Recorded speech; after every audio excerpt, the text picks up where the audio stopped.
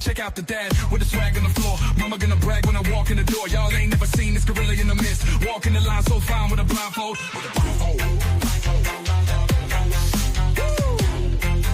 Yo, keeping in the mind though. Hot dad riding in on the rhino. Got the roll on the rap with the dad vibes. Now everybody bounce with a franchise, yo. Come on. Can't live with them. Can't live with them. New kid back in the block. Dad got a swag in the back with a drip. Come here and get a sip, yo. Can't live with them. Won't live without them. New kid back in block with a R.I.P. Dad got the swag in the back with a drip. Yo, come and take a sip, yo.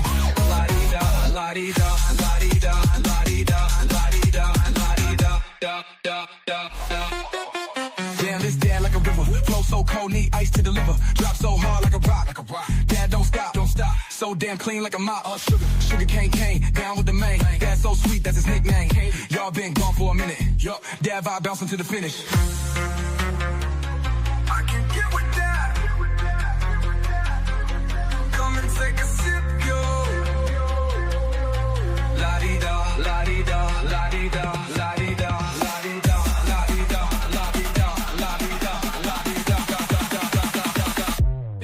Can't live with them.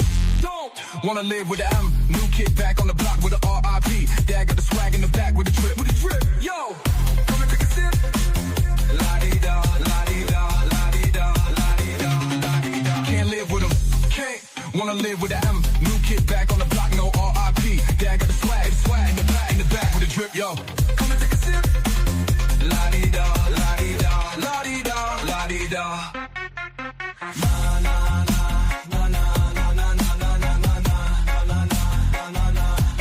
No R.I.P. Dad got the swag in the back with a drip. Come and take a sip. La-dee-da, la-dee-da, la-dee-da. Na na na na na na na na na na na na na. Just a revolution, fatty light shining bright. Reggae hip-hop vibes, it chanting through the night.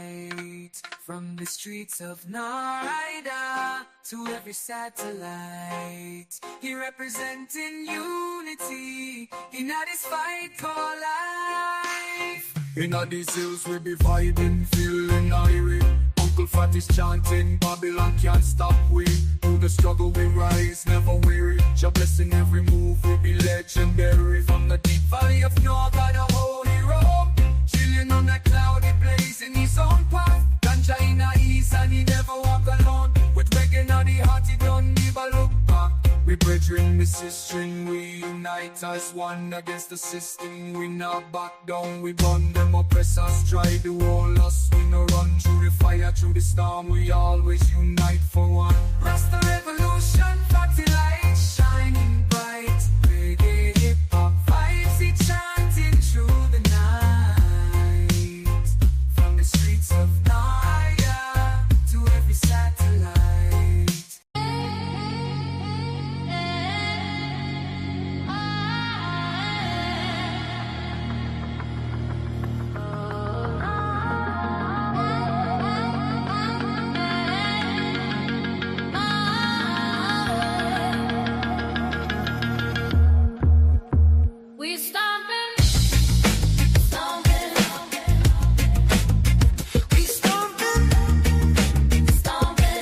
My feet till the walls fall down.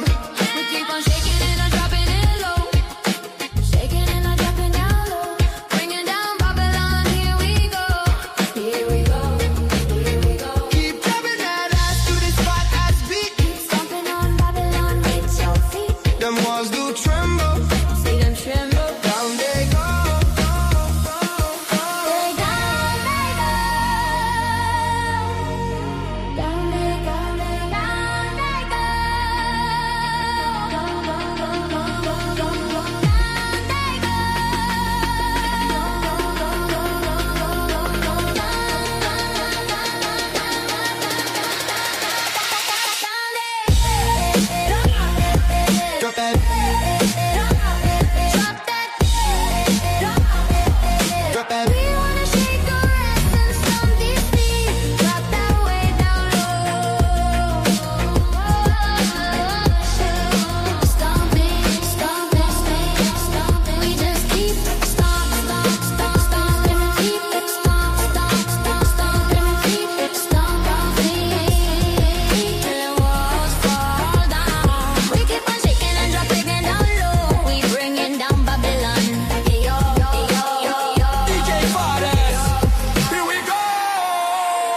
keep on dropping the ass. Be dropping a Babylon with your big fat feet. Them walls do tremble, see them tremble down the power. Here we go. Keep them on dropping the ass.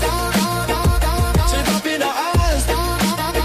Bitch and dropping the ass. DJ Fathers. Here we go.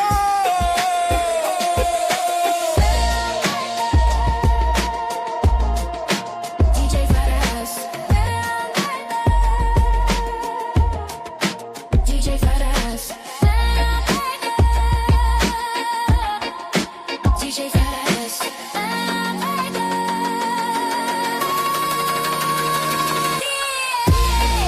Keep stomping on the Babylon with your big fat feet. Stomping on feet, feet. The walls do tremble. Should on them fools. On them ghouls. On them ghouls. DJ Fathers. DJ Fathers.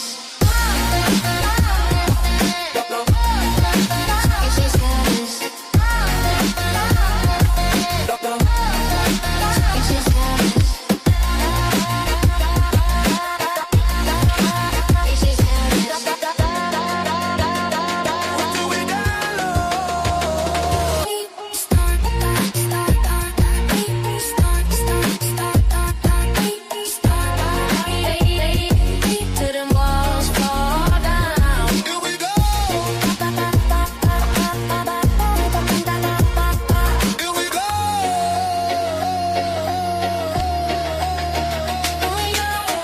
I should know now. This is sadness. Oh yeah, I should know now. This is sadness. Oh yeah, I should know now. This is sadness. Oh yeah, oh yeah, oh yeah.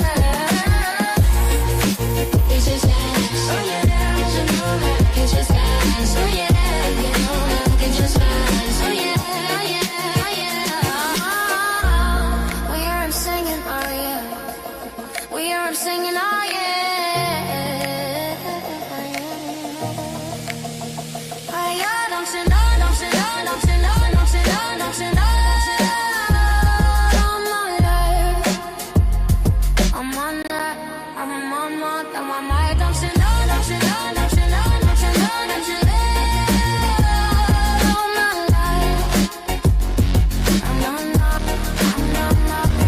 Like a pop on a big farm, your baby got that wet, drippy, baby, big balance. Spin it and spin it and spin it and spin it and spin it and spin it and spin it and spin it. Stop on time. Shine, shine, Stop on time. shine, shine. Oh, yo, yo, yo, yo, yo. String on it. Yeah, you go,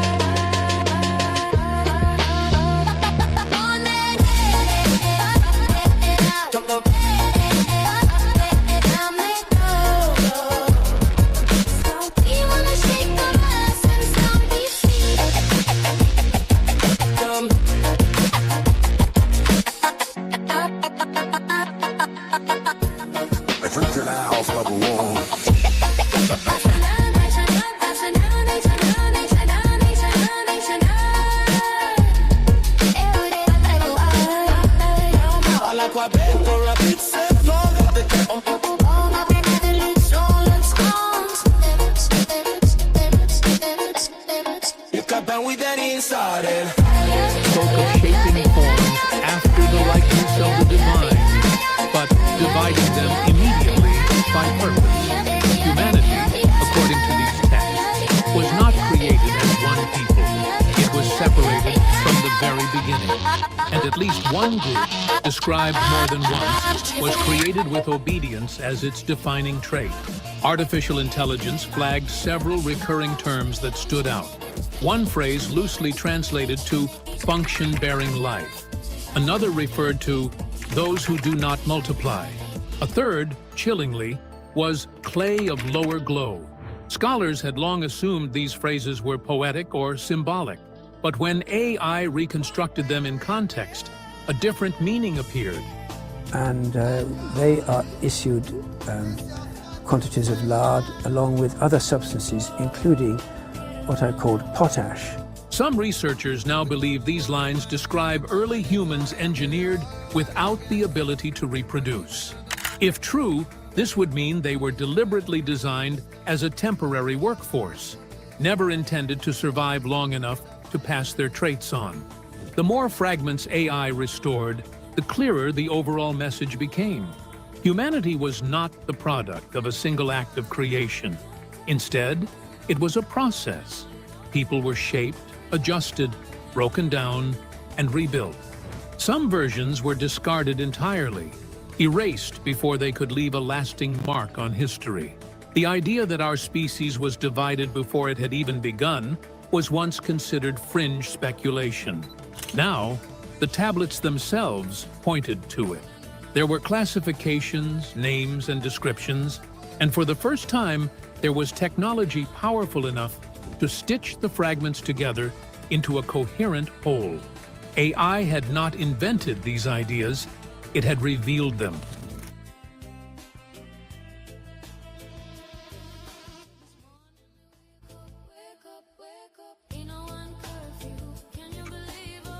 How about that? Is that working? I never fucking know. Sumerian text is the oldest language that we have on Earth, right? Oldest language that we have possible known to man, right? These ancient tablets.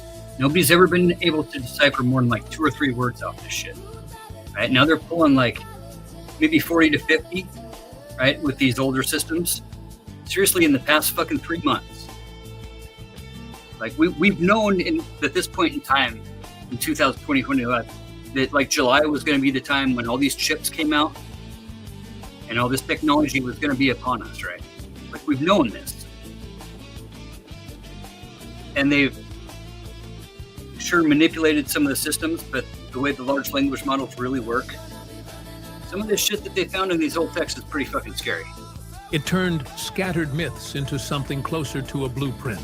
And that blueprint did more than describe how humans were created. It outlined, with unsettling clarity, what they were created to do. Humans were created, but not as one species. The myth was always simple. Gods made man from clay. But the newly decoded tablets tell a different story, which is much more layered, one and far more disturbing. They don't describe one act of creation. They describe stages, trials, failed experiments, and most importantly, variations. Humans, according to these lines, weren't created as a single race. They were prototypes and models. Each batch is tailored to a different purpose.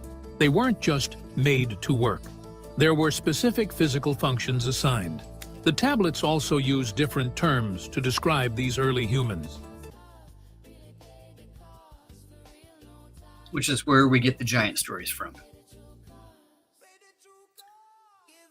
So again, with the timeline, God made the heavens and the earth. Adam and Eve became Cain and Abel. Their families basically split. One side of the story would say that the one side did die, and one side would say that the other side didn't die. And of course, the one that didn't die is the one who's still alive, obviously. Either way. Next thing we know, the frickin' angels are breeding with the humans. This is the story from multiple religions. Okay? Then the flood happens. We gotta wash the sins off the earth, right? The inbreds and the whole story of the fallen angels, right? But they've never been able to decipher this stuff because it's just so fucking old. So they're dating this stuff now to where it's been like 3 ice ages since these things were made. Words that, until now, had been assumed to mean people in general. But AI flagged differences. Some versions used Lulu, a term loosely meaning man, while others used Sag-gi-ga, which one Sumerologist long ago translated as the black-headed people. No one paid attention to that phrase for decades, but AI connected it to a separate passage describing a group marked for toil, with Imagine trying to learn Spanish in like 1,000 years from now, or like 10,000 years. Like all the different ways that you can say, like the oas an, años, hablamos system, right?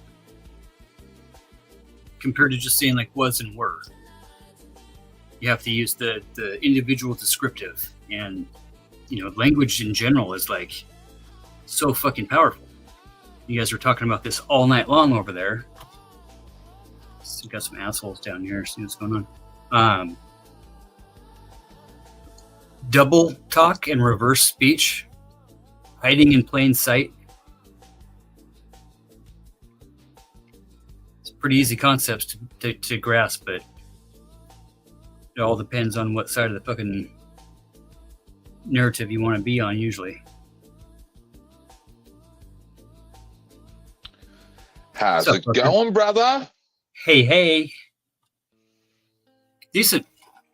Didn't figure I'd see you on the internet anymore. It's good to see you around. Why? You never know. I hate doing shows. Just might call it quits one day, or I do often. Sometimes I leave for 2 years. it's been known to happen. What these people don't understand is the gentleman's game, and how this is played, and how everything is done, and that Oh shit. Here we go again. they do it in front of your eyes on purpose, Yep. because that way, to them, when you don't stop them from doing something horrible, you actually agree with what they're doing. That's the way it works. Righteous indignation and justification, and But you can't explain it to people because they haven't seen enough of it. When you operate with the government and corporations and do all these things, and you see the way things work, right? Like, people don't make it to the top unless you're willing to learn how to smile while you kill. And that's the way it is. you got to play the game to play the game. You gotta act like it's okay too. If you act like it's not okay, you're out.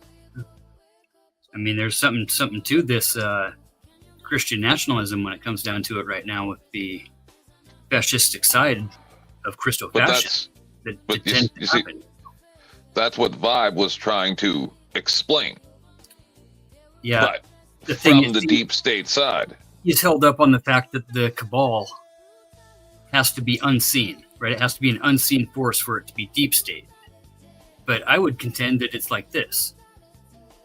The biggest bully is usually the biggest pussy, right? The Yep. biggest bully usually has something behind that need to be a bully, right? The Yep. guy with the big truck's got a small dick and all that shit. We know this happens, okay? Yep. The guy that's fucking telling you how rich he is all the time. Yep. The guy that's telling you how fucking powerful he is all the time. The guy that's telling you how strong and smart. And boy, he's even got a fucking uncle, right? That was a fucking professor one time. Oh yeah. And then says stuff like, I fucking love the poorly educated. You know.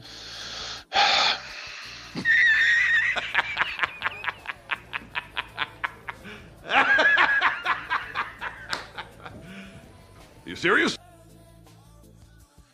Vibe plays more stupid than he is, I think. Like, a lot of people can't figure out, is he evil or dumb? I vote for evil. I try to like the guy, but the more I encounter him, the more I see evil. He's know. explaining Well, the deep states. Hello? the rationalizations and justifications are the the epitome of fucking everything that humans do wrong. Well, he's explaining you know- what I just explained. It's the gentleman's game, right? So to him, his way of thinking is that if society doesn't do anything wrong about it, about the wrongs that they do by voting a certain way, as if they don't have their hands in both sides' pockets, right? APAC, many different PACs, right? Look over there. But he's trying to say, no, if the people don't do anything about it, then it's okay because it's accepted, and if you know about parts of it, then that makes it double okay. And I'm saying you're explaining gentlemen's rules where they will do the nefarious things, and then if you don't do something about it, and that is literally the Illuminati motto. Exactly. That's how they operate, and he thinks that makes it okay. Just Well- like these people who debate and want to tell you, okay, this is a scenario. Do you agree with it? And it's like, nope. We're gonna analyze your scenario. I'm not, and then they want you to give a yes or no answer. Yes or no. Yes or no. And it's like, Yeah. nope. That's not. We're not having you don't dictate the way the conversation goes. It's completely broken logic. It's modus ponens and modus tollens taken to the extreme of fallacies that guys like fucking AW do know what they're doing. I don't know who that is. Do have a list of fallacies on their screen that they can pick and choose from as they're fucking with people. I don't know who that is. Oh yeah, yep. That bearded dipshit. Yeah, that fucking douchebag. Yeah, well, I've disseminated. You know what? The weirdest thing, Fatty. Thou shalt not even say his nameth. In all honesty, I try not to mention this too much, but it's really on my mind. I think all of that's my fault. The whole Andrew Wilson thing and everything, I think I caused it. Kinda. But yeah, I mean, I can see where you're coming from, but there's no. a lot of stuff that happened that you don't know. Back in years ago, yeah. No, just in the last couple weeks. Oh, you guys, yeah. What are you guys doing? You're trying to destroy the internet or something? I heard. No, it just. I remember certain been around all things. summer, dude. Like I come back like a couple nights ago and shit's just off the fucking hook. I know, because I've been panel hopping to other areas that I never went before. Well, and then I find out that these guys are enemies with these guys. And Oh, I won't do that. Apologizing is for the weak and wrong, which is why you should do it to me because you are weak and wrong. and then I start asking questions, and then, or making assertions. yeah. Accusations, allegedly. It's a bit, I might have uttered the phrase on Verbal Combat to Rob, you're scared of Dusty and now you're scared of me because you're scared of the truth. Come on now, dog. Come on, man. And then I tore into pieces for 40 minutes. And, and then a couple days later, and it's almost like, I don't know. I'm very glad that no one's blaming me for it. Well, I feel very guilty, right? It all goes down to that small man complex and the abusive tendencies and the matriarchal parasocial fucking situation where the dominant man and you can't let the woman get equal to you. And it triggered me. The whole thing was triggering me just the way things were going. And so I fucking started pushing my weight around. And then now everything's fucked. How deep is that conspiracy? What's that? How deep is that conspiracy? Not very deep. Because it sounded to me like a bunch of fucking people are trying to get all like...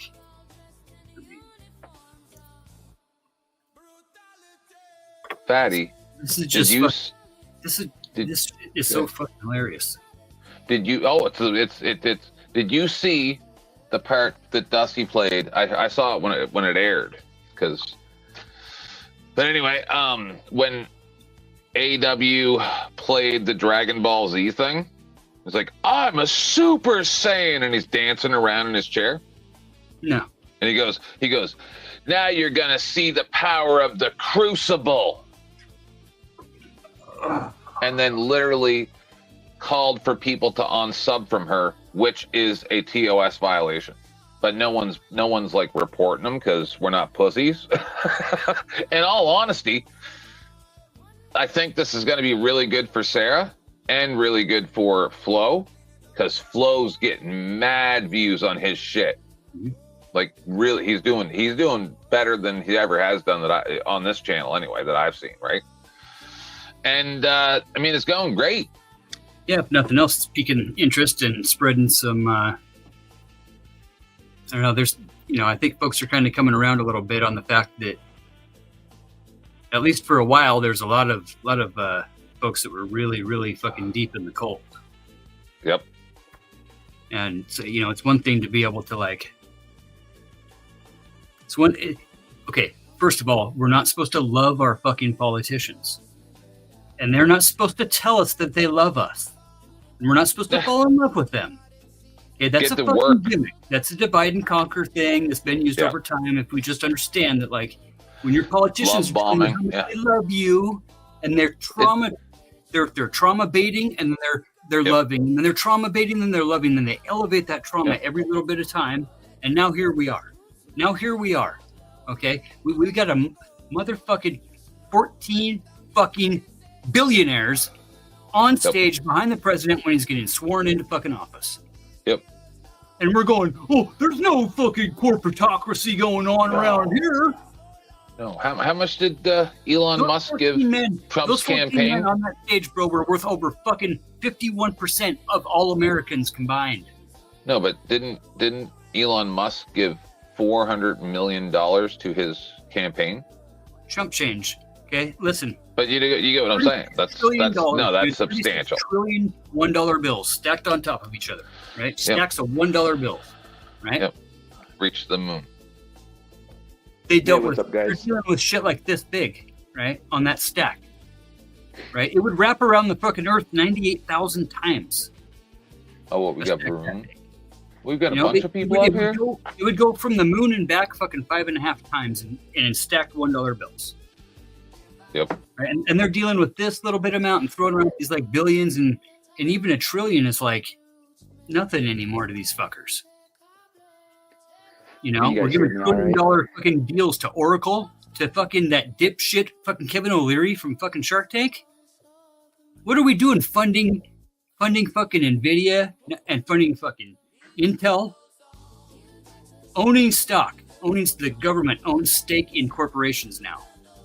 And we're thinking, oh, this isn't fascism, right? Fucking Mussolini didn't describe fascism as straight 101 corporatocracy, right? When the corporations own the fucking government, when they own the means to purchase and buy and control the fucking elected officials. So get who this aren't number. elected, right? We got motherfuckers standing on stage saying shit like, "Fucking vote for me and you'll never have to vote again." So you brought up $1 trillion, right? When $1 trillion. motherfuckers tell you who they are, you gotta fucking listen, dude. And these fuckers are hiding in plain sight. If you got $1 trillion per second, do you know how many years 1 trillion seconds is? 31,688,739 years. God damn. That's about every time the 31,000 years. Yeah, that's for on $1 trillion. How are they going to pay pay off the debt? Tell me how they're going to do it.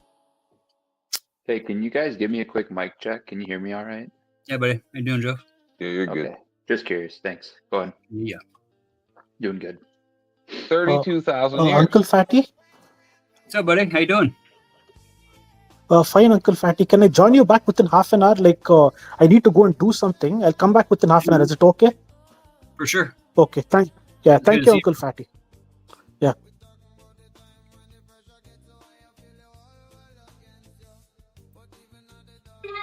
And please, don't interrupt me.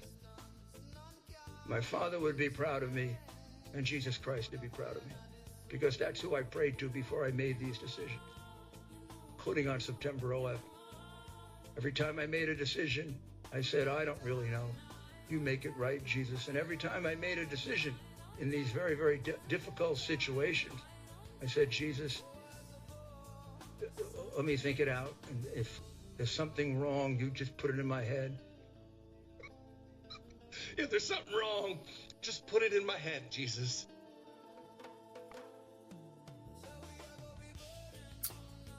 Is that real words from Buddy? Yeah, man. No, for real? That was after he got caught with Borat. Like I say, Jesus writes my jokes. There's no hate like Christian hate, bro. There's no justification like Christian justification, bro. That's something.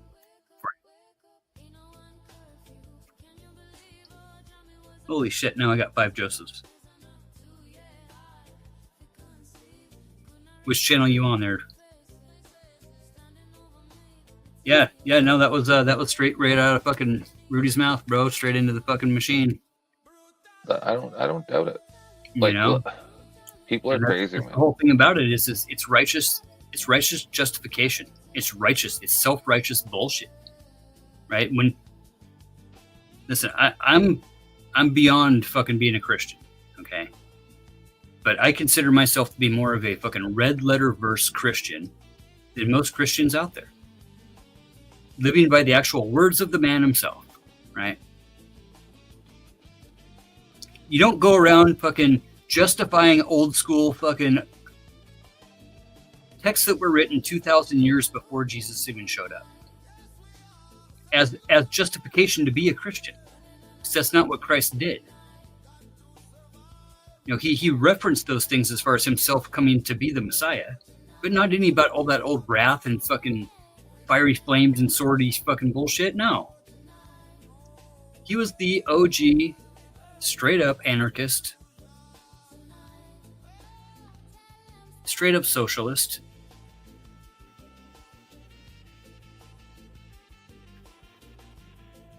The original woke motherfucker. I am a socialist, but not the way that other people see socialism. I mean, can't say he wasn't. He's anti-government, anti-money. You know, literally said, sell all your possessions. Give all your money and give all of you and your entire self to the less fortunate, and they will cease to be less fortunate. And we've taken that to kick each other when they're down and fucking call them names all the time. Always come up with a fucking nickname, because then you can dehumanize them. Right? And once you've called them a name so many times, you don't even think of them as a fucking rabid animal. I mean, by their name. Oh, anymore. I know. Right? That's what I do. Psychological warfare is fucked up. But the thing about it is, that's what I do. It's fucking warfare. Okay? And these motherfuckers want to talk about. I only do it when they declare war on me first, bro. Well, they've been using the shit against us for a long time. The thing about psychological warfare is you don't have to fucking declare it. You don't ever declare it. You just do it. Motherfucking Krishnov said that he would take over this country in fucking 50 years and not fire a single shot. And look at what the fuck's happening. Literally got the motherfucking goddamn Secretary of War wearing a fucking Russian fucking tie in the fucking Oval Office, hosting a man who's being invaded by Russia.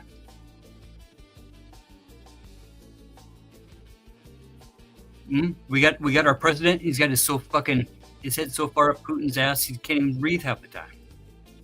His wife is a fucking plant, a gift from the oligarchs in Russia. We know this. This is proof, people. Like, you guys want to talk about? I fucking do my own research, bro.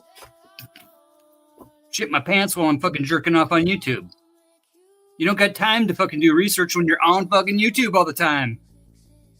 I've heard that stuff, but I just assume that they're all paid shills. Like, they don't let you get to the top unless... Sure.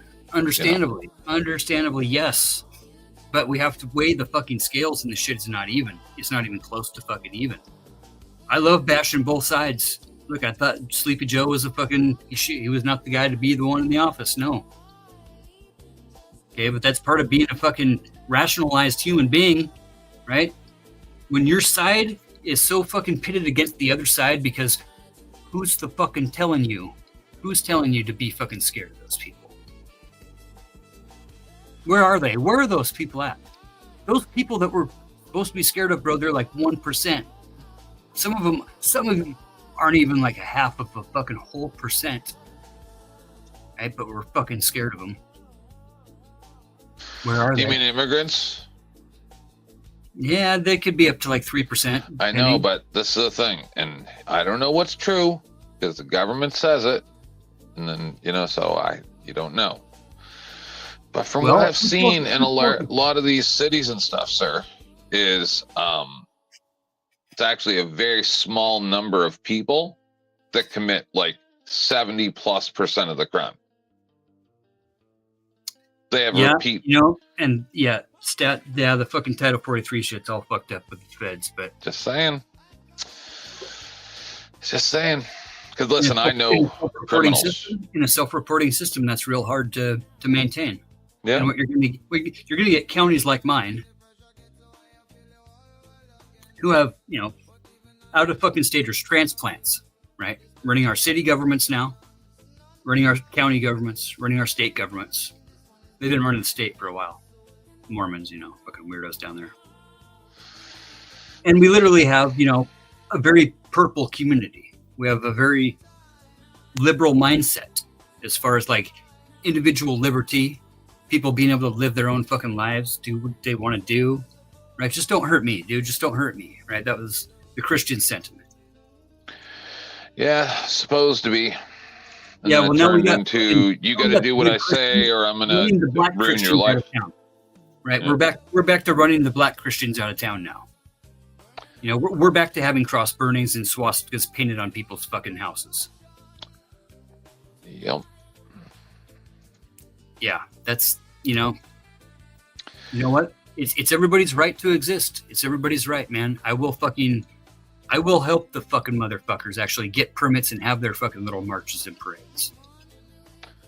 Yeah, but listen, I'm anti-immigration, but it's for very, very selfish reasons. So most times when I say it, I'm embarrassed to say why, but it's just the way I am. Yeah, I mean, it's one of those things where if you want to maintain that justified righteousness of the holy, the mission statement of always helping your neighbor, always helping those that are down, right? Yeah. Always helping the weaker person, always pulling people up, right? That you have to, in society, you have to bear that in the capitalism society, especially, right? Where you have no more incentive than you have anybody else to fuck somebody else over so that I can get mine, right? What have we heard a lot lately? Yeah. Not with my tax money, bro. Not with my tax money. I don't want my tax money going to that fucking queer shit. Okay, fine. Put it towards the fucking 5 or 10 drops of fucking F-15 fuel that it'll pay for. Put it wherever the fuck you want, somewhere else. And shut the fuck up. How about that? Because that's, you know what? When you run around telling people like my Jesus trumps your Jesus, that shit gets fucked up. Yes. And to none me, of my reasons are Jesus. We got nothing more going on than a bunch of fucking goddamn Christians running around being self-righteous fucking Christians. Yes. Saying that my fascistic type of Christianity is more fash than your side. Okay, and I'm going to tell you what the fuck to do and believe, right? And then I'm going to even hire motherfuckers like fucking Peter fucking Thiel. Yep. A fucking goddamn lizard worshiper, blood sucker. Yep. And give him $1 trillion fucking contracts. Just the weirdest thing about what happens when you hire Professor fucking Chaos, right? Yeah. But And the General weirdest thing McRae. about the debate was that every time it's a really weird tactic of debating where every time Teriak would bring up specific things, he don't know nothing about it. He's like, I don't know that. Right? And it's like, if you don't know these basic things that any low-level conspiracy theorist knows to be true, why are you in this debate?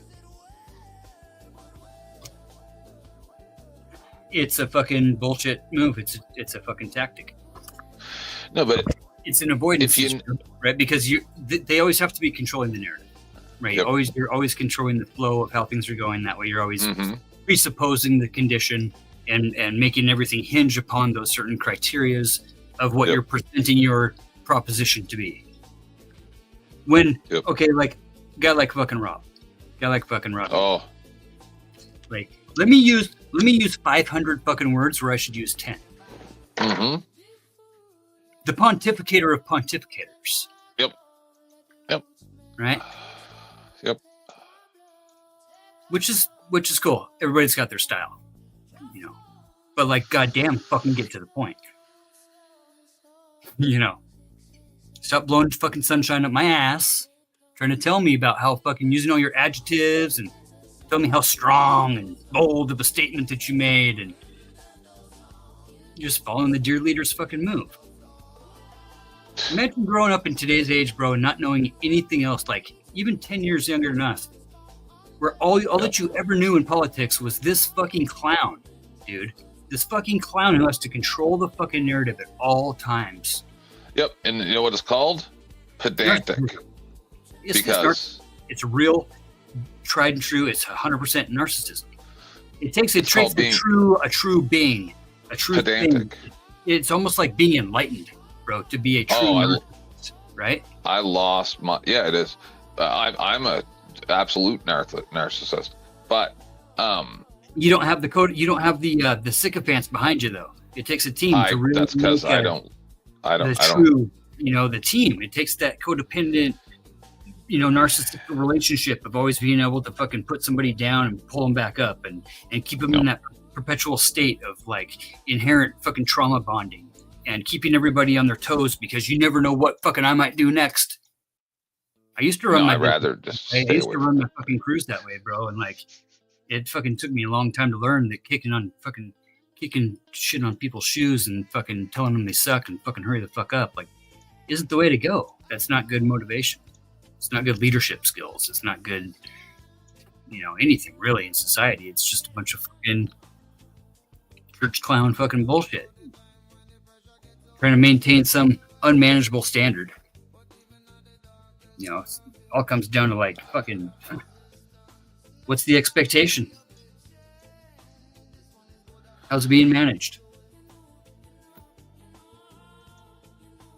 That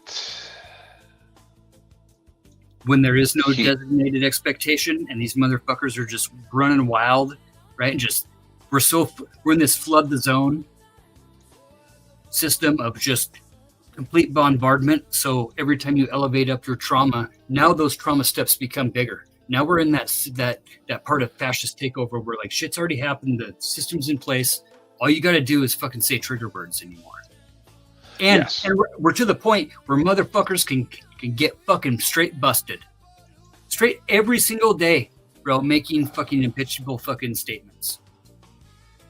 Every fucking day making multiple impeachable statements. And it's just fucking shit in the bucket because the truth is a little tiny fucking nugget of fucking gold, right?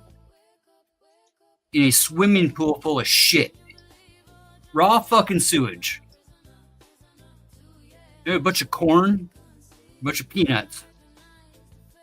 Only one fucking piece of fucking gold.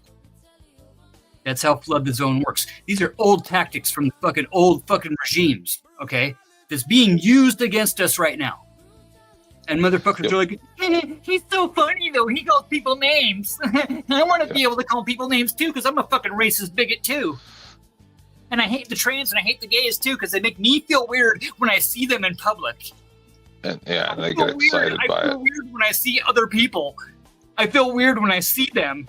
And I don't want to have to feel weird, so they shouldn't exist.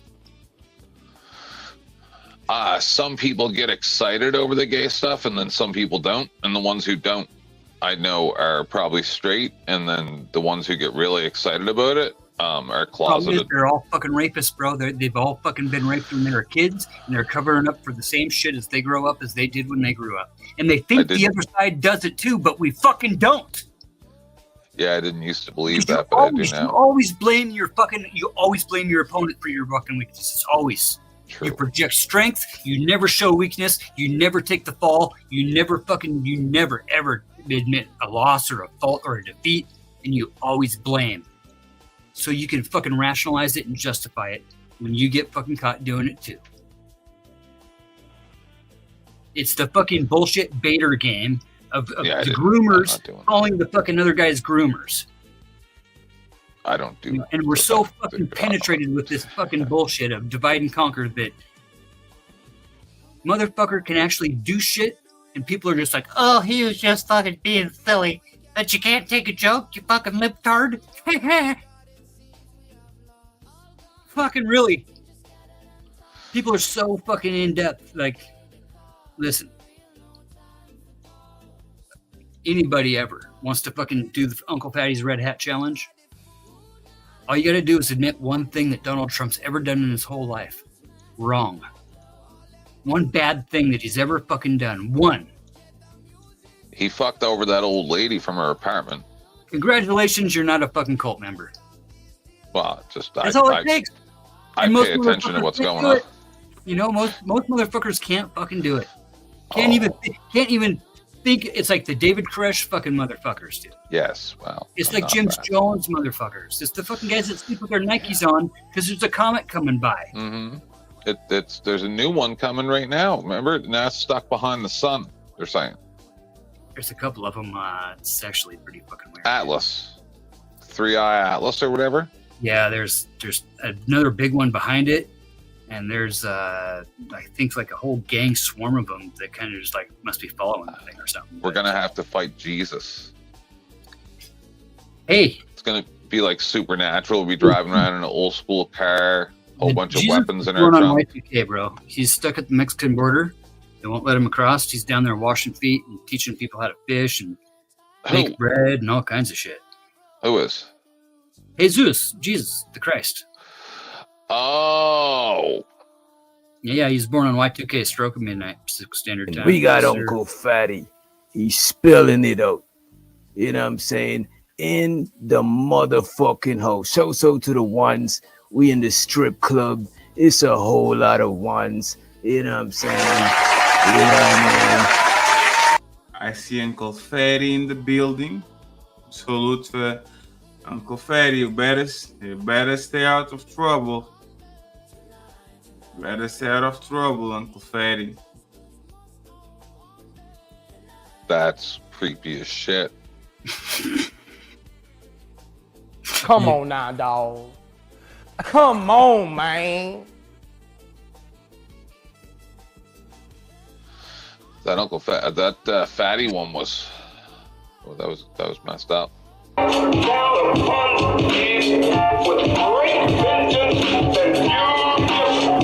Oh God, you've got 3 demons now. Help me find the light, Tommy. I dare you. Fuck you, Fatty.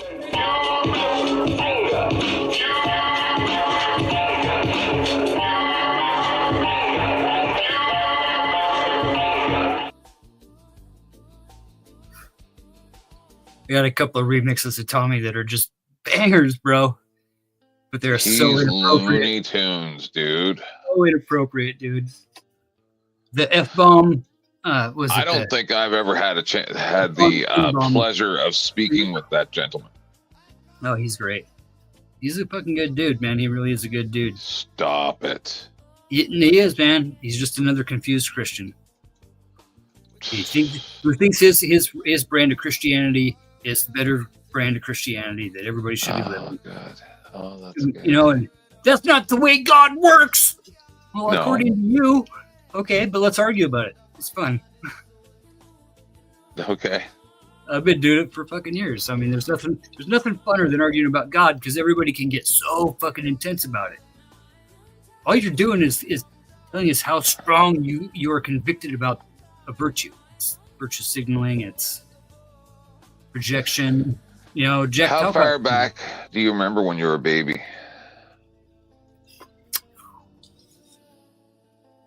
Anymore these remember days, not too far, but I've had a lot of concussions and I shit. can- But I I can remember when I was 4. I used to tell my fucking mom that I remember being born. I was adopted, and Yeah. I never fucking until like in my teens when I realized that like the stories my grandma would tell me too later on. But I remembered fucking a lot of shit like way back and like Right. But whatever. when but you're then- a child, it's just like a pet, right? A cat and a child, single digit age child, sees their parent as God, right? But then just like Santa Claus, they're like, but even though I'm God, even though I'm daddy or mommy, I'm not responsible. God is. It's the wonderment, right? It's faith. Right? That's what, And that's then- what faith is. That's why faith gets preyed upon. Those people need a mommy or daddy to lie to them when they grow up. Like Santa Claus. Making a list, checking it twice. It's all programming, dude. But it's what Teriak says, and he's like the noble lie. You have to have it. Socrates, blah blah blah, whatever. And I'm like, right. I say let it burn. Like if the people need that, I would rather live in truth than the falsehoods that they portray and perpetrate. If I have to choose between religion and peace or not religion and not peace, I'd have to choose the not peace because it's not peace and then they use it as a shield. You know what I mean? Like Vibe today. Pretty much like, how could, like, if I use the exact same arguments as him, then would he admit that there's no God? Because he's saying there's no deep state, and I'm vehement that there is. It's a multi-level deep state. So if he says deep state doesn't exist, then I say God doesn't exist. I say I'm Jesus. That's why my name's Dr. 10th Balaam. It's a whole messed up troll that barely anybody understands. I can use the transcendental argument for this flying spaghetti monster as well as they can for God. Yeah, it's stupid. So, I mean, the thing is that with that is when you get into those situations and you just absolutely deny to engage, then you're forfeiting. Okay, you lose when you do that. Mm-hmm. And what nobody's doing is just telling these motherfuckers straight up, you just lost. You just lose. That's what I You do. lose. You fucking lose. So we're not carrying on with any more hypotheticals out of your fucking presupposed little conditioning thing that you wrote down before you came in here. Listen, if you don't believe me, do you believe there's such thing as magic? I think there's, I would call magic energy. Just like Right, so praying. or anything else. everybody believes in the metaphysical, but they want to give it a name, right? In all honesty, That's humanity. You got to label I shit. flipped out yesterday morning and crashed out on Teriax because a whole bunch of people wanted to challenge me because blah, blah, blah, they think they're smart. And I'm like, you know, that this is how he presents it. He goes, because I said about religious people and how they use this as a shield and they don't actually believe in God or anything, right? And he goes, oh, so if there's 3 gay people doing something bad on the street, then can I say that all gay people are bad? And I'm like, that's a stupid question. And then he wanted to move on to another question and like frame the scenario. And I'm like, no, we're gonna start.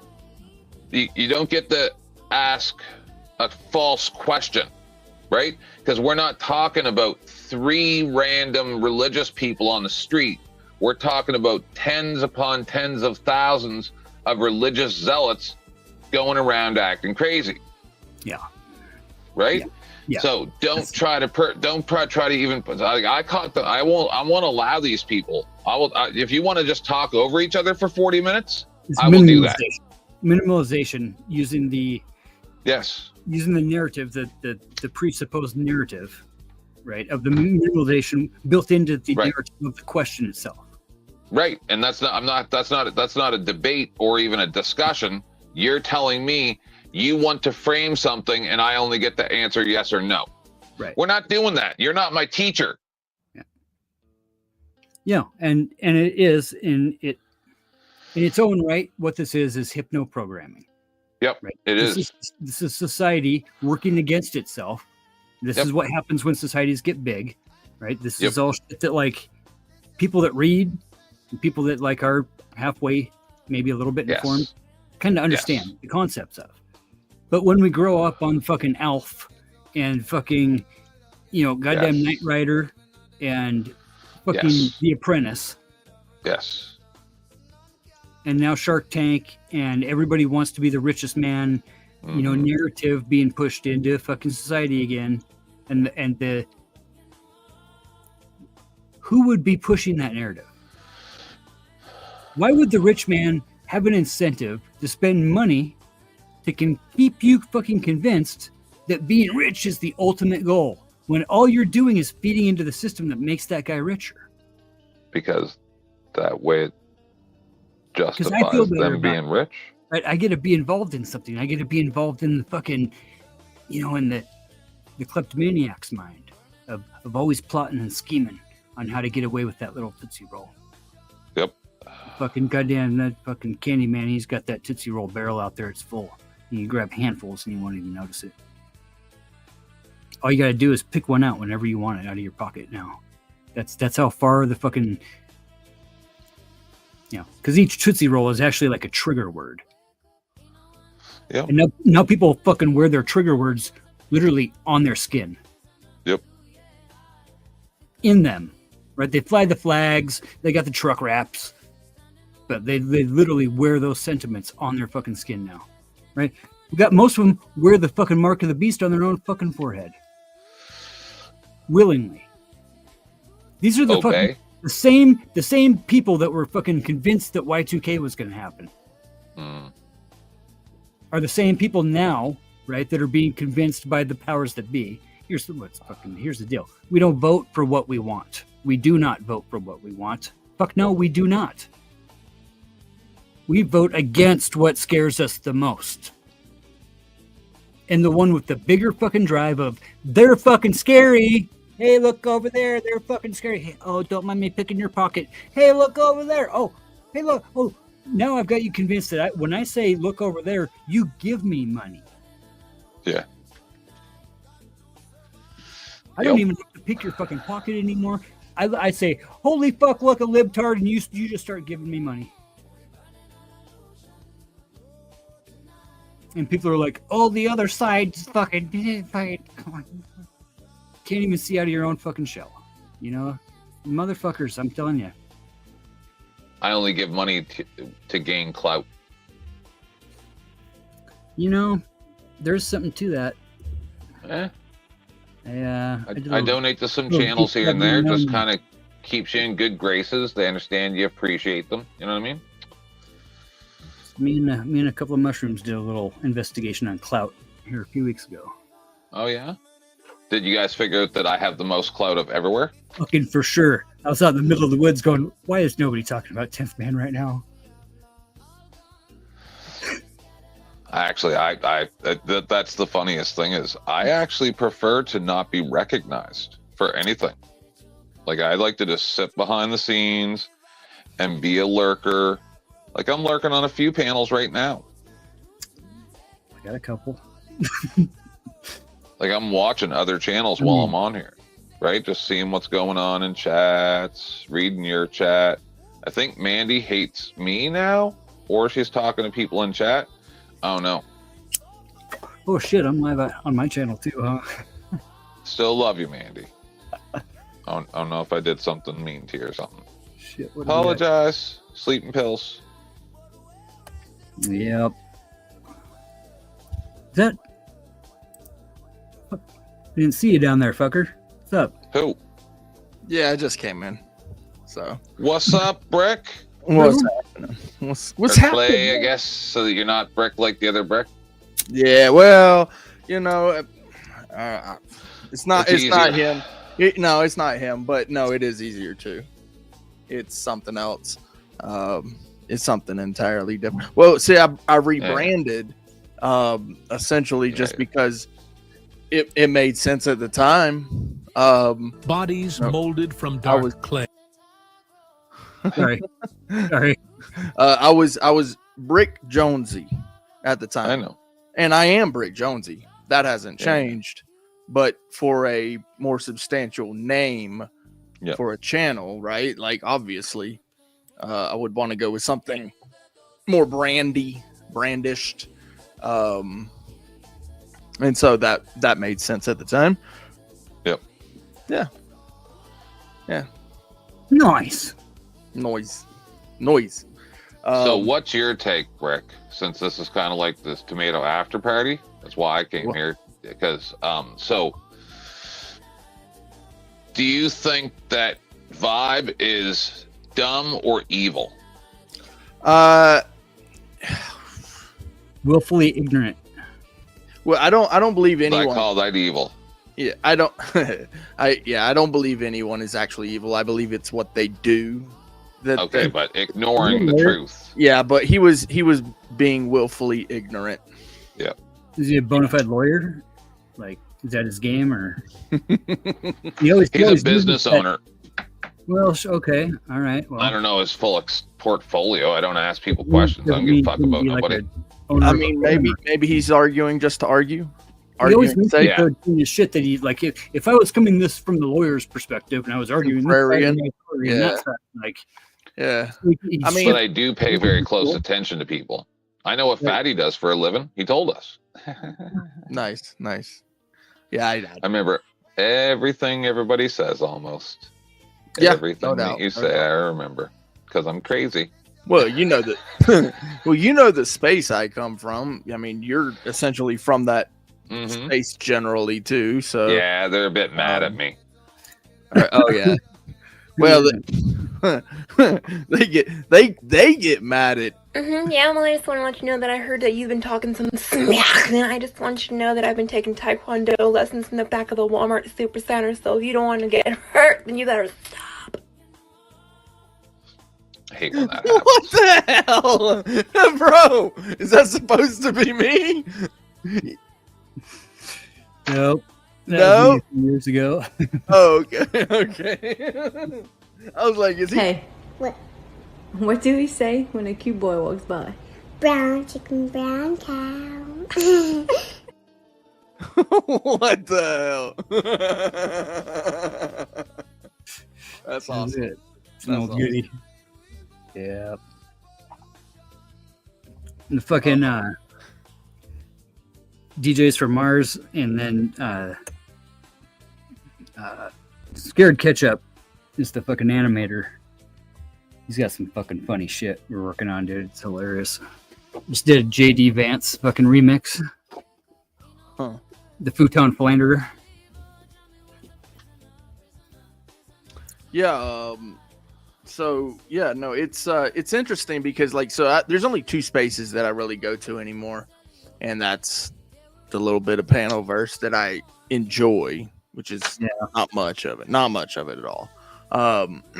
And then of course the 1A space, and the 1A space, it's so wild over there. Like everybody's like there's this like factions thing. It's weird. Yes. It's so weird. It's like, Brick, do you know what one of the common themes for the first 2.5 years I was doing this? I would have people like Booty Wart and all these people. That's one of the reasons why I didn't really fit in with them. But we found this weird trend because we had exposed 3 or 4 different convicted pedophiles.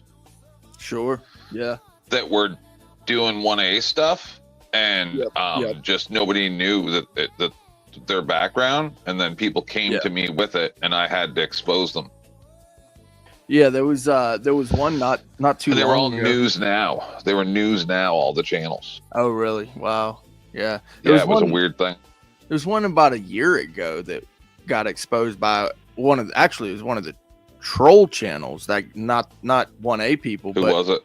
I forget, man. It was somebody I think it was somebody in California, but I don't remember the name. Yeah, I mean, it was about the time that I first started really kind of subbing to everybody, and then all of a sudden this, that got brought up, and I'm like, oh wow, I guess, it's everywhere. It's not like I'm not going to expect to hear of something, and even in the debate spaces, like eventually it's going to come out. Somebody somewhere is going to get exposed, and it's the world we live in.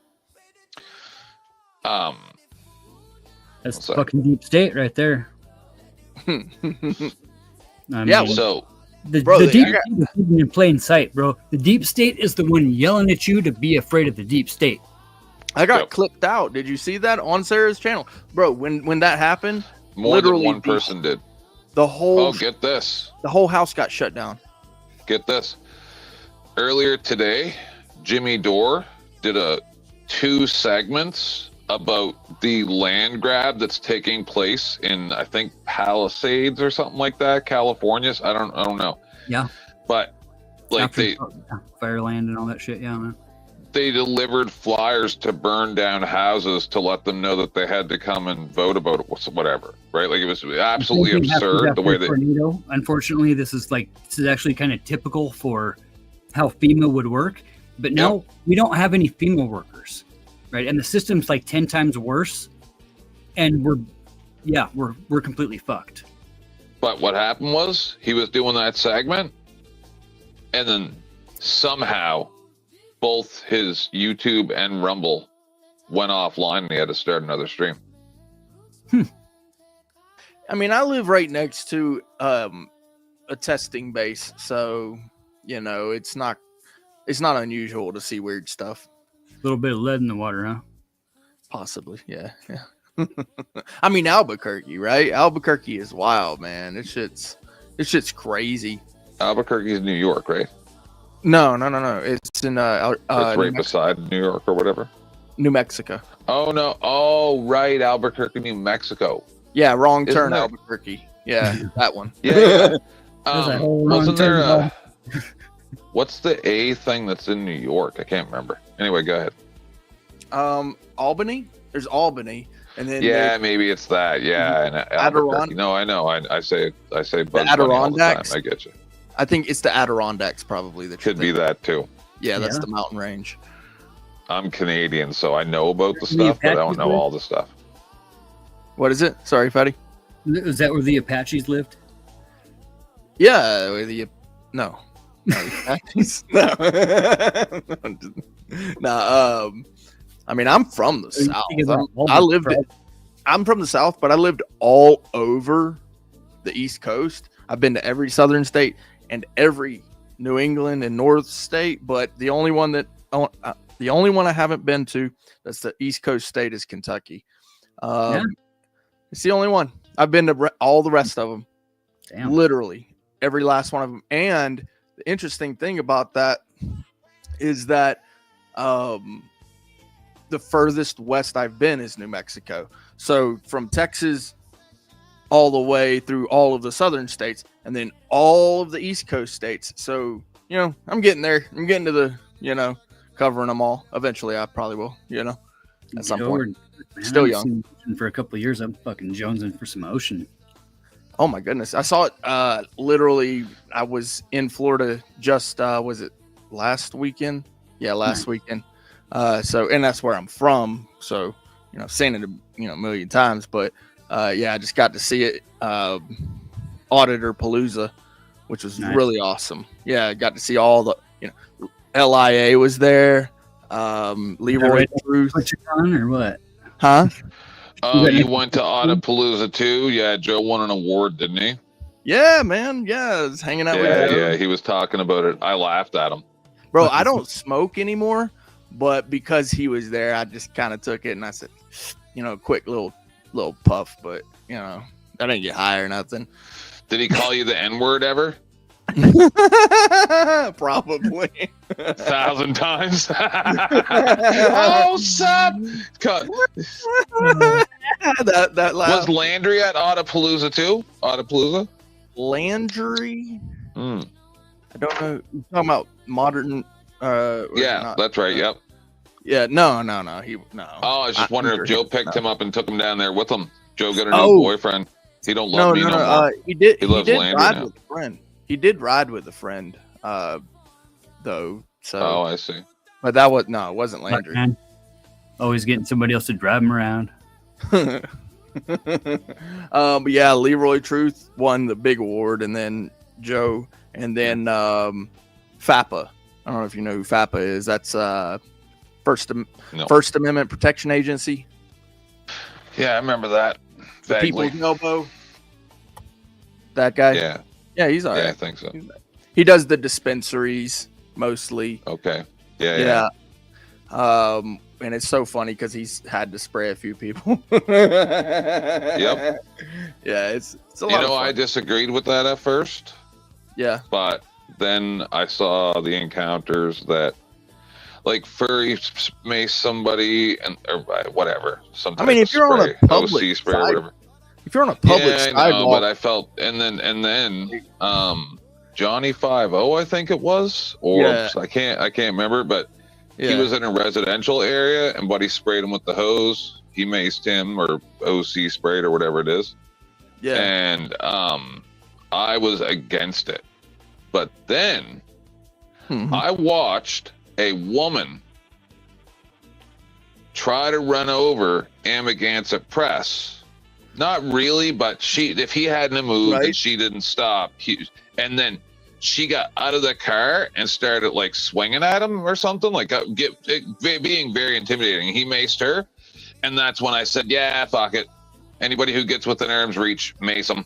That's enough." Yeah, bro. I mean, I've only had to spray one person in my whole entire life, and I really didn't want to, and it literally took everything holding me back, and it wasn't even someone in this business that I had to spray. No, nothing like that. It was somebody else, just happened. But, there's been a couple of times where I've, been like, you better get back, dude. A couple of times. Yeah. So it's a necessity. There was another situation back in the day, like maybe 5 years ago or whatever. Wolfie Gladley. I don't know if you know who he is. He doesn't really audit a lot anymore. What is that? Wolverine Gladley. No, Wolfie Gladley.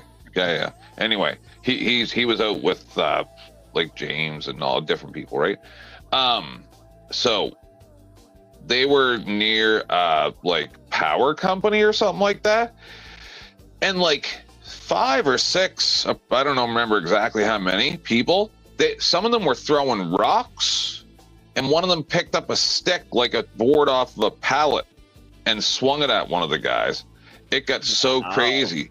I literally said, "Is this the new Grand Theft Auto that's coming out?" That's what it was like. It was insane. So last year, James got arrested right before Audapalooza, and literally he just got arrested right before this year as well. So he didn't show up, but he's doing it on purpose. I don't know, man. It's so, it's so wild, man. Because there was a few people who actually showed up there where he got arrested while he was in there. Bow was there, bro.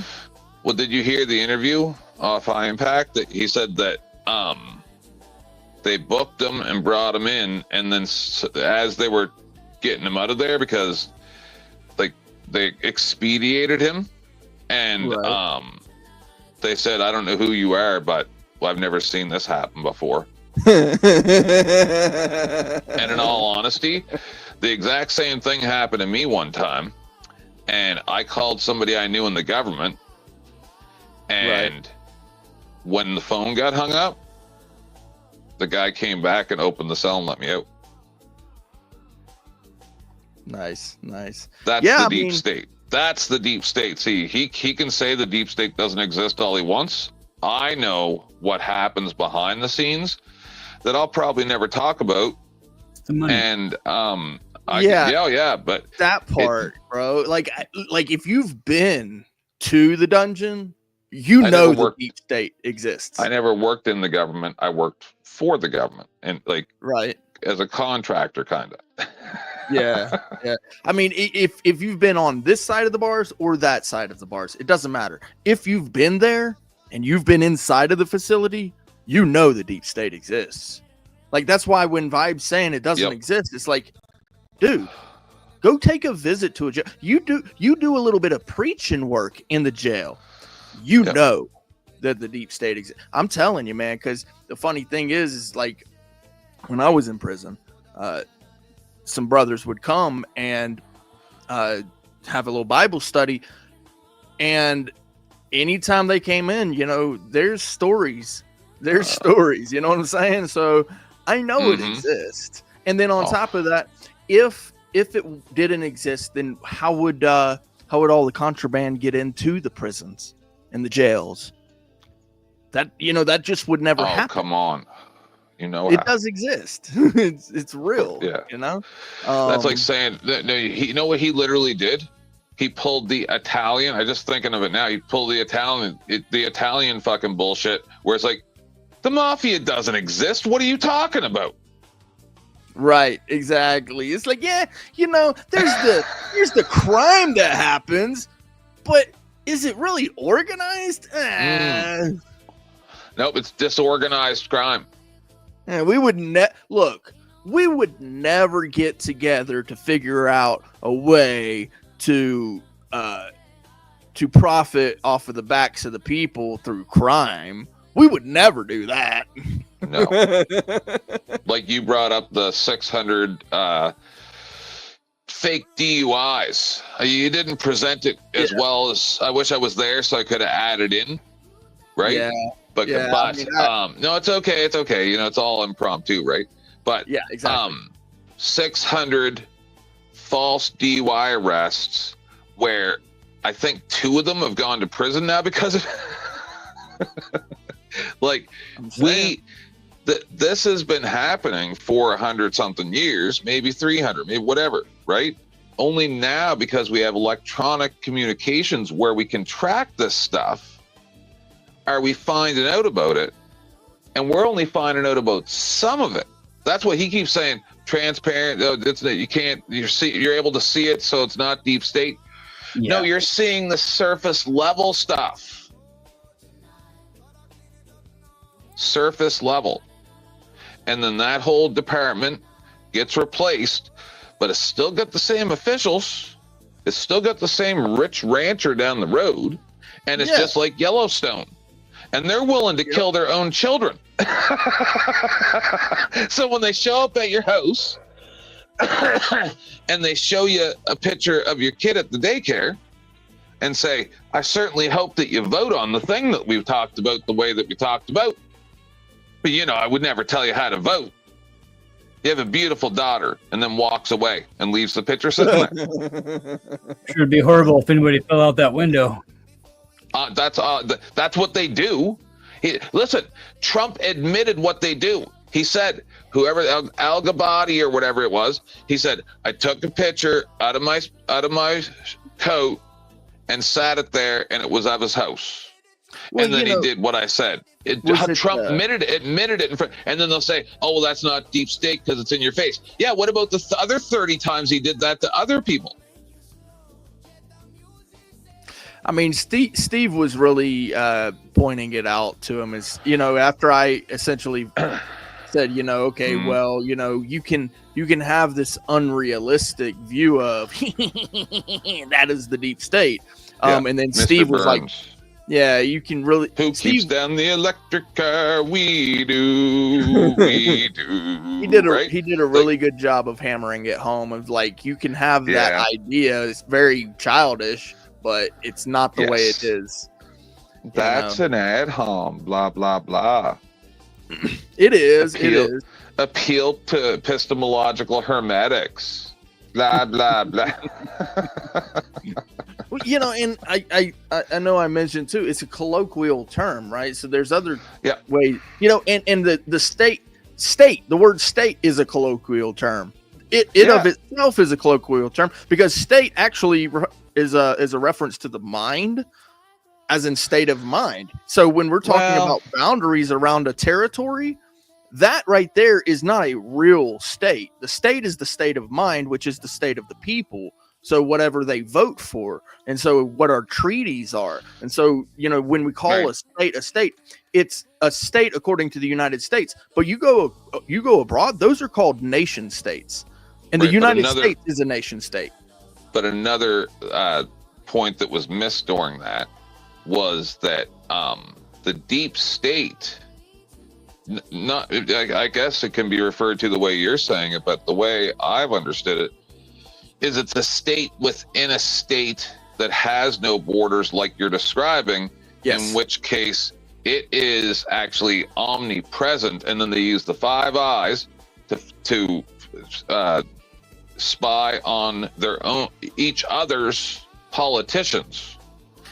Exactly. And then it's legal, and then they get the dirt, and then you do what you're told. Right. Well, see, and here's the thing. I mentioned this too. I would be surprised and impressed if it didn't exist. I didn't mention this.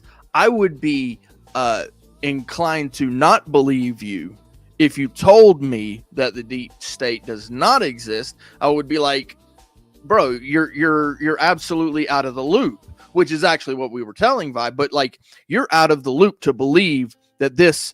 I mentioned it to Sasquatch. This amorphous blob that exists within the state of these state actors who essentially just use nepotism and self-interest to increase their own gains. Like, if you believe that that's not a thing, like, where have you been living? Are you living under a rock? And he wanted to, and I you know what's funny is I actually do understand his argument because, like I mentioned, he's coming from the Christian value set, which I actually agree with. It's just that I am going to use the colloquial term of the deep state, just like Big Brother. Here's another term, Big Brother. Now, Big Brother doesn't exist. Okay, sure, it's not real, but it is. Like, is a colloquial term. We all understand what that means. We all know that this term means something. And to just pretend like, oh, it doesn't exist. No, it's like, no. Yeah, the man. Right, we know what that means. Yeah. Man's keeping me down, Ma. Yeah, no, the monkey on the back. The monkey on the back. We know what that means. You're the one licking the boot. It's not on your neck. Yeah, and just to pretend like it's not there. Now you're just doing yourself injustice. It's like, well, it could never happen to me. Do you think that a good analogy for that situation is it tastes just like steak? Yeah. Okay. That's not bad. There was actually a movie so the red pill. Did you know that the red pill actually came before the Matrix? That's that is actually from Total Recall. Well, I don't know where it came from, but I saw a thing about it. But Total Recall did the pill first, and this is the funny thing about this because we got another one though too. Yeah.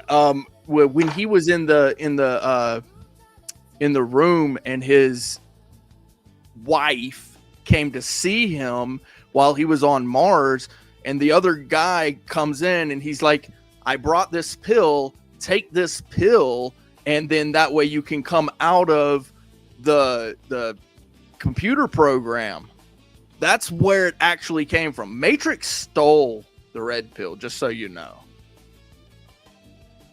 Yeah, the pill thing goes all the way back to like when they first started making pills.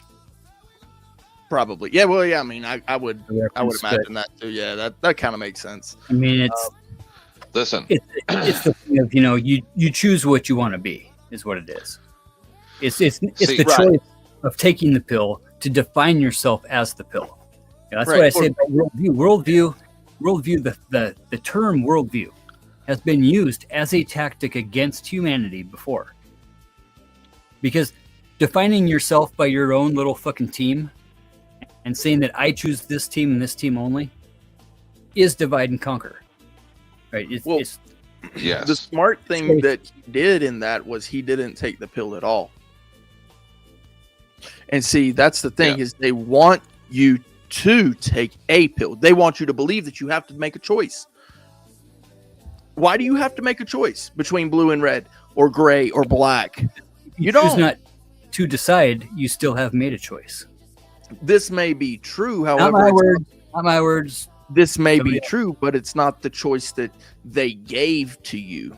It never is. It never is. It can't be.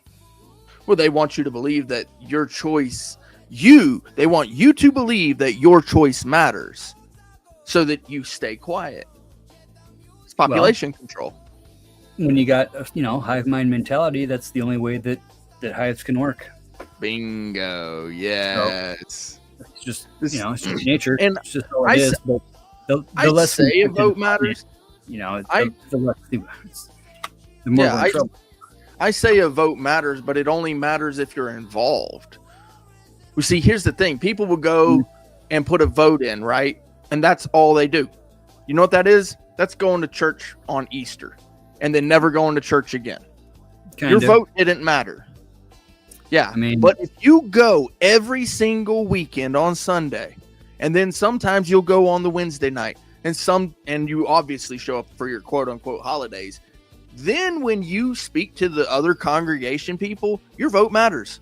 But if you go and you show up on Easter and you start talking to the people, they're looking at you like, yeah, okay, you weekend warrior. Like, no, your vote doesn't matter. And so when we're talking about like the Electoral College, right? People who aren't swaying the Electoral College, guess what? Their vote don't matter. So you put your vote in, yes, but it only matters so much as you are involved. And when I say that too, I would say that for sure up to about 3 or 4 years ago. 7 years ago, maybe, to kind of start it.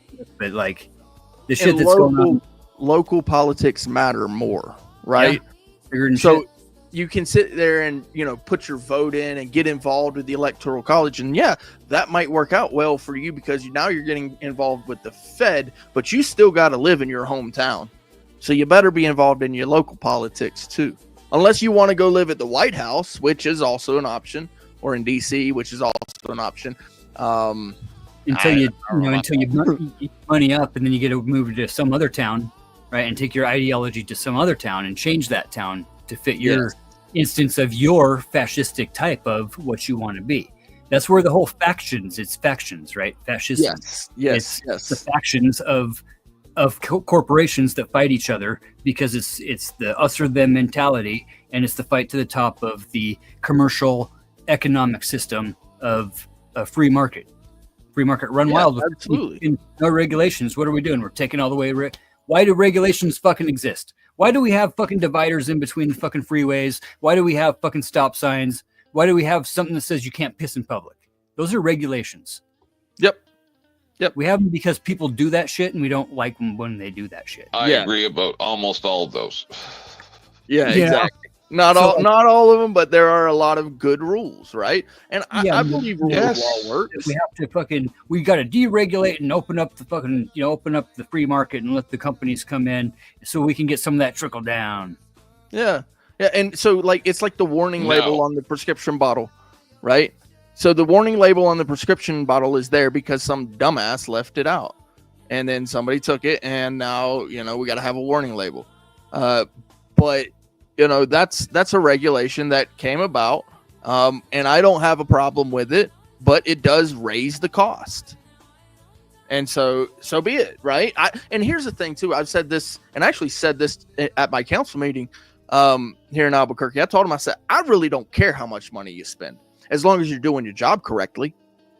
But as soon as you're not doing your job correctly, get the fuck out of my office. The fuck are you even doing here? Because it's my office. It's not your office. I hired you. That's. And if somebody doesn't fucking speak back at them, nobody will. Exactly. Listen, I didn't like Long Island Audit. I met him on Rogues couple of years ago, and I gave him a hard time. Maybe it made him better because he did seem to pour it on a lot harder after that. I was trolling him in his comments too. They're just, I don't know. But then he went up to the Robert Brooks jail where they murdered that guy. And now one guy's in prison, maybe two. Not even sure. One guy got like 15 years, right? Fucking like so a bunch of them quit. A bunch of them took their exonerably, or exalted. But if LIA had not gone up there, yeah, it's fucked that would up. have never happened. Only because of him were those people held to account. Yeah, I'm really happy that we have people in this country goes both ways, willing to do that, and it's not many, I was having this discussion with Let's. Just Go real ahead. quick. Yeah. Do you know one of LIA's very first videos when he started? He pulled the body cam from a cop, the chief or whatever, I think sergeant, chief, whatever, who knows. Right. And the guy was talking to the cop, and he goes, 20 years ago, he'd be in a hole with no teeth. Like literally admitting that if things weren't monitored like they are now, he would just murder him. right. Yeah. And there are cops who say that shit right there on their body cam. They forget to turn it off and do all sorts. I mean, there are some pretty horrendous stinking stories. I was on, I forget which panel, but I was on a panel and somebody was saying that that it's overblown, that it's out of proportion, and I'm just listening to it. I'm not gonna fight back against it. It's just like, you are blind. See, that's what when the flood the zone actually works, right? When it's gotten to the point where people are so nepotistic and they're just so completely unplugged from it, just can't even, because they've been told that it's toxic, right? So you believe it's toxic, you don't want to engage with it anymore. That's to the point where everybody is now, where we can't even fathom the fact that things are even happening anymore, like at all. It doesn't matter what it is. Anything that happens, we're just so like overwhelmed with fucking the trauma and the fucking the stress. They say, I'll get too stressed if I watch too much of that stuff, and then turn around, they'll say, but it doesn't happen. Like, you're telling me it doesn't happen, but you just told me that it's happening and you can't watch it. It's coping mechanism, bro. It is. It's cope 100%. It's coping mechanism. It's defensive. It's rationalizing the situation, justifying the occasions and the actions of others that allow us to accept the fact, that and I'm we have not to tell ourselves. I'm not gonna lie and say it's That's what happening it is.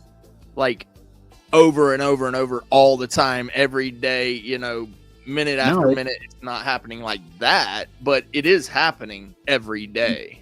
For most people, it is, though. Like all day long, their whole life. See, when you go to rehab, you learn vocab words, right? Yes, you do.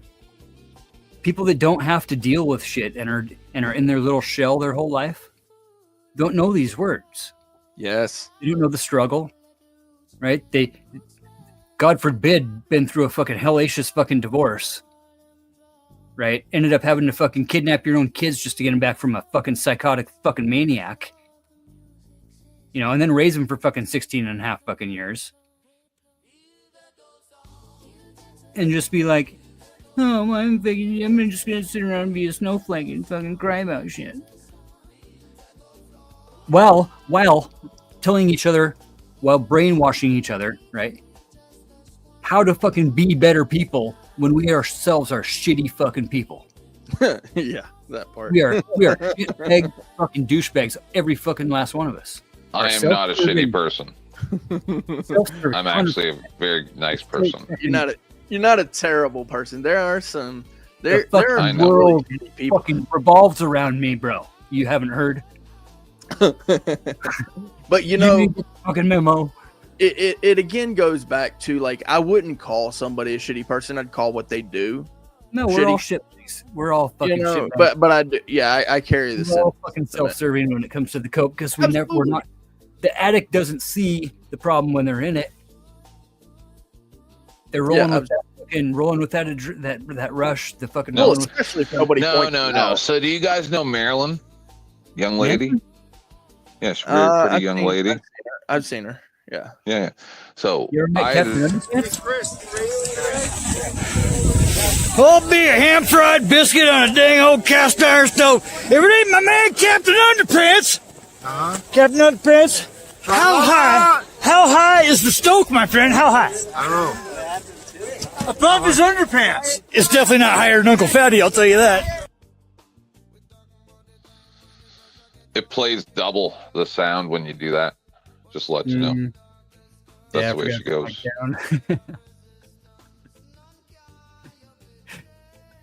What were we talking about? Captain Underpants. You ever met him? I had something really prolific to say what we were talking about. You did. You were about to get right into it. And then we had to do it Captain Underpants. I forget what it was. What were you saying? Your timing's terrible, Fatty. I know. It was perfect, wasn't it? Got to break up the right. You first you tell us we're all pieces of shit, and then you play a video to make us forget that we're all pieces of shit. Go fuck yourself, piece of shit.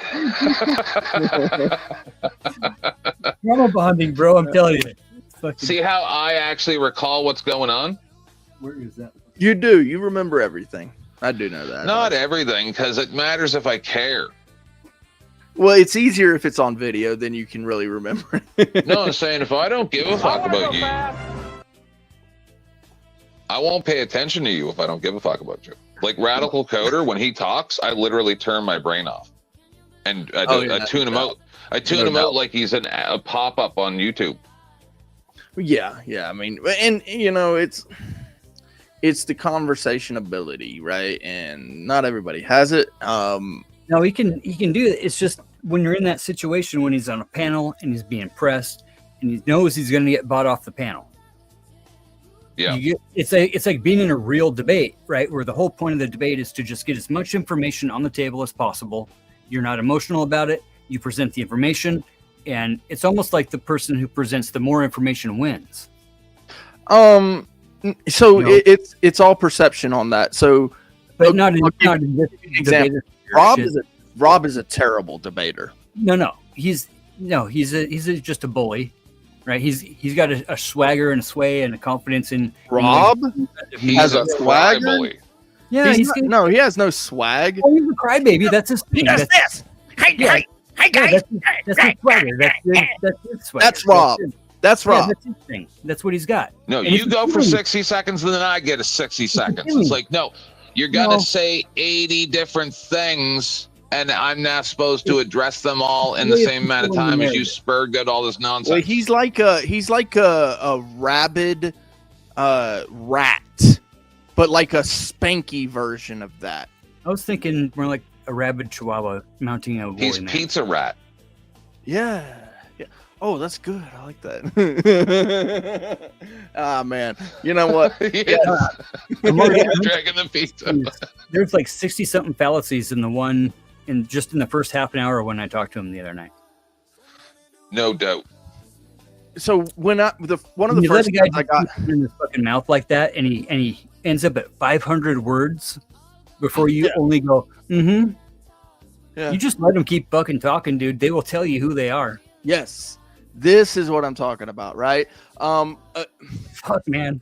Debating isn't mastering intelligence or no, this is the us versus them mentality taken to the extreme, and we're normalizing it. This is a debating normal where we are absolutely at the point as a culture where there is no letting the other side have any fucking validity at all. Let me ask you this, okay? None whatsoever. We can't even agree on a premise to start arguing upon, bro. Because I don't accept your premise. I don't accept how you're coming to this without my God involved. Who would you vote for? Would it be the more charismatic person or the more knowledgeable person? And tell the truth. The person that's telling knowledge. You to be fair to the other person. No, you would not vote for the knowledge. You would No, you wouldn't vote for the knowledge. No. Yes, I would. The fact is that they would bore you to death. And this is the problem. I don't get bored. The problem is we live in fucking cities and towns where you either got, maybe the extreme or the other. So for the I most actually part- learned this. I learned this when teaching.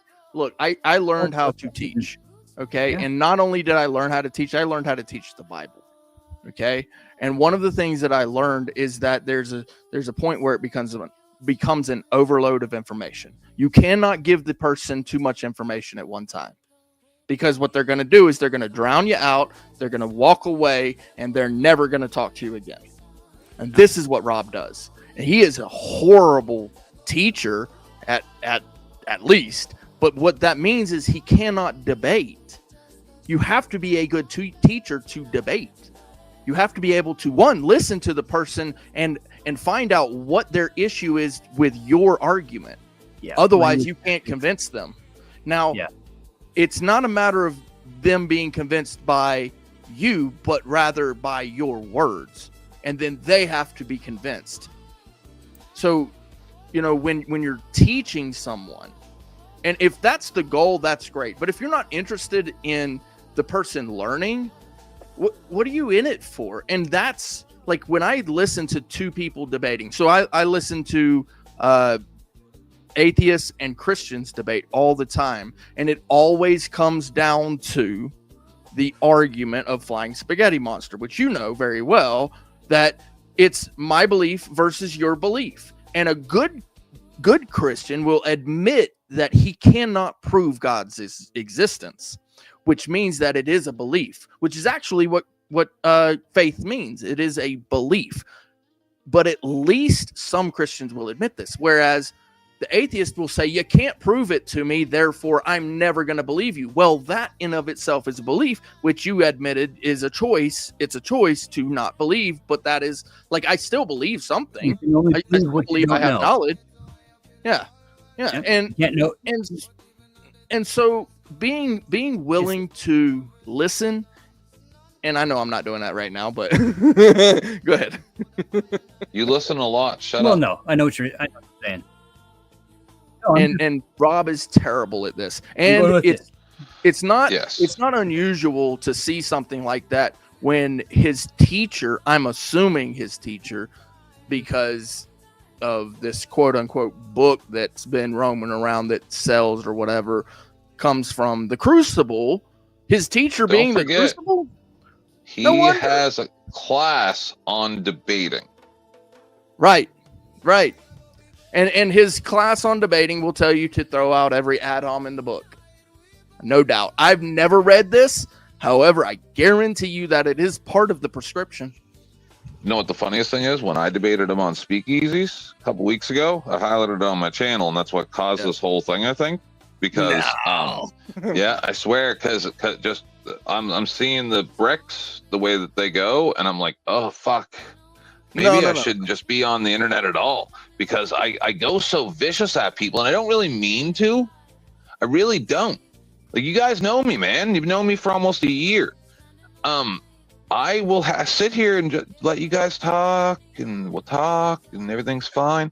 But when you come at me with hostility, I fucking turn into a rabid monster. And we started the debate, and he goes, and we were talking about race, and I said I didn't want my kid, as a black, Jewish, Irish lesbian, I don't want my kids to be my grandkids to be light-skinned. I want them to marry the darkest man possible, so they'll be darker skinned and less let me ask less prejudice in the black community for being light-skinned, right? And I'm literally trolling with what I'm saying, but it's still funny and also a good argument, right? So he goes, what race do you think I am? And I'm like, fat-headed. And then in the next 40 minutes that Speakeasy made over $400 for us arguing, he called me gay like 70 times. I'm exaggerating. And then at the end said, to all the homosexuals, I didn't know that 10th Man was gay or whatever. And they're like, yeah, he's really gay. And I'm like, 10 minutes into it, we had a discussion about me being gay. And he's like, well, I think he's usually just trolling. I was like, yes. Yeah, that too. Yeah. So my question is, do you know when it was that Speakeasy started his quote unquote Swords of Reason I don't even know what that is. Debating stream. You mean more verbal combat? No. So he's got verbal combat, and he's been doing this other new thing. Which is he's got another new thing where the people come up one by one and address whatever it is on the video or whatever, and then they get dropped in. Oh yeah. I haven't seen that yet, and I've been up a couple of times on that. But there's also another new thing he's doing, which is debates called Swords of Reason. Okay. And he came out with that. Yeah. Literally, maybe a week or two. This is the first time I've seen it prior to this happening. This thing that just happened. It was like a week or two just prior to this that he started doing Swords of Reasoning. Okay. Debates. He's going to host debates. He's been hosting debates for about a week or two prior to this thing happening. Let me ask you something. Okay. Is that unusual that now all of a sudden Rob and Marte and a lot of these guys are signing up to debate over on speakeasies? Oh, really? Yeah. It doesn't sound manufactured at all to you? Well, don't forget, you only get about a year out of a woman, and then you got to get rid of her. That's interesting. Those are Andrew's words. He said it. Yeah. I mean, hey, look. Thing Almost is, like if you ask ChatGPT how to monetize this son of a. Business is business, okay? And when it comes to business, it's a cutthroat world out there. And if somebody decided that they wanted to go, full bore Super Saiyan on somebody, that's their prerogative. I'm just saying not all things, one, are as they seem, or two, beneficial. And I believe that with what we're seeing, even though, in the short term, it looks really great for one side. Win in the chat. Win in the chat. Now, short term, but people don't really consider the long term in these things. And the future will tell. And I look, there was some guy in the comment section over on Sarah's show, and I left, hey, I come from a space of hundreds of thousands of subscriber channels. Yes. Right. And so, this whole thing is funny because I look at Rob and Andrew and these guys from this weird, like, far right extremist cult. Right. They're a cult. This is what they are. Or at least their beliefs. Their beliefs that they espouse are such. But is it entertainment? Possibly. I don't know. I don't really care. Ultimately, they really believe that they're going to make change. Maybe, I don't know, maybe some of the guys in the chats and the comments and that watch the show really believe that they're going to make some change the way they want to make it.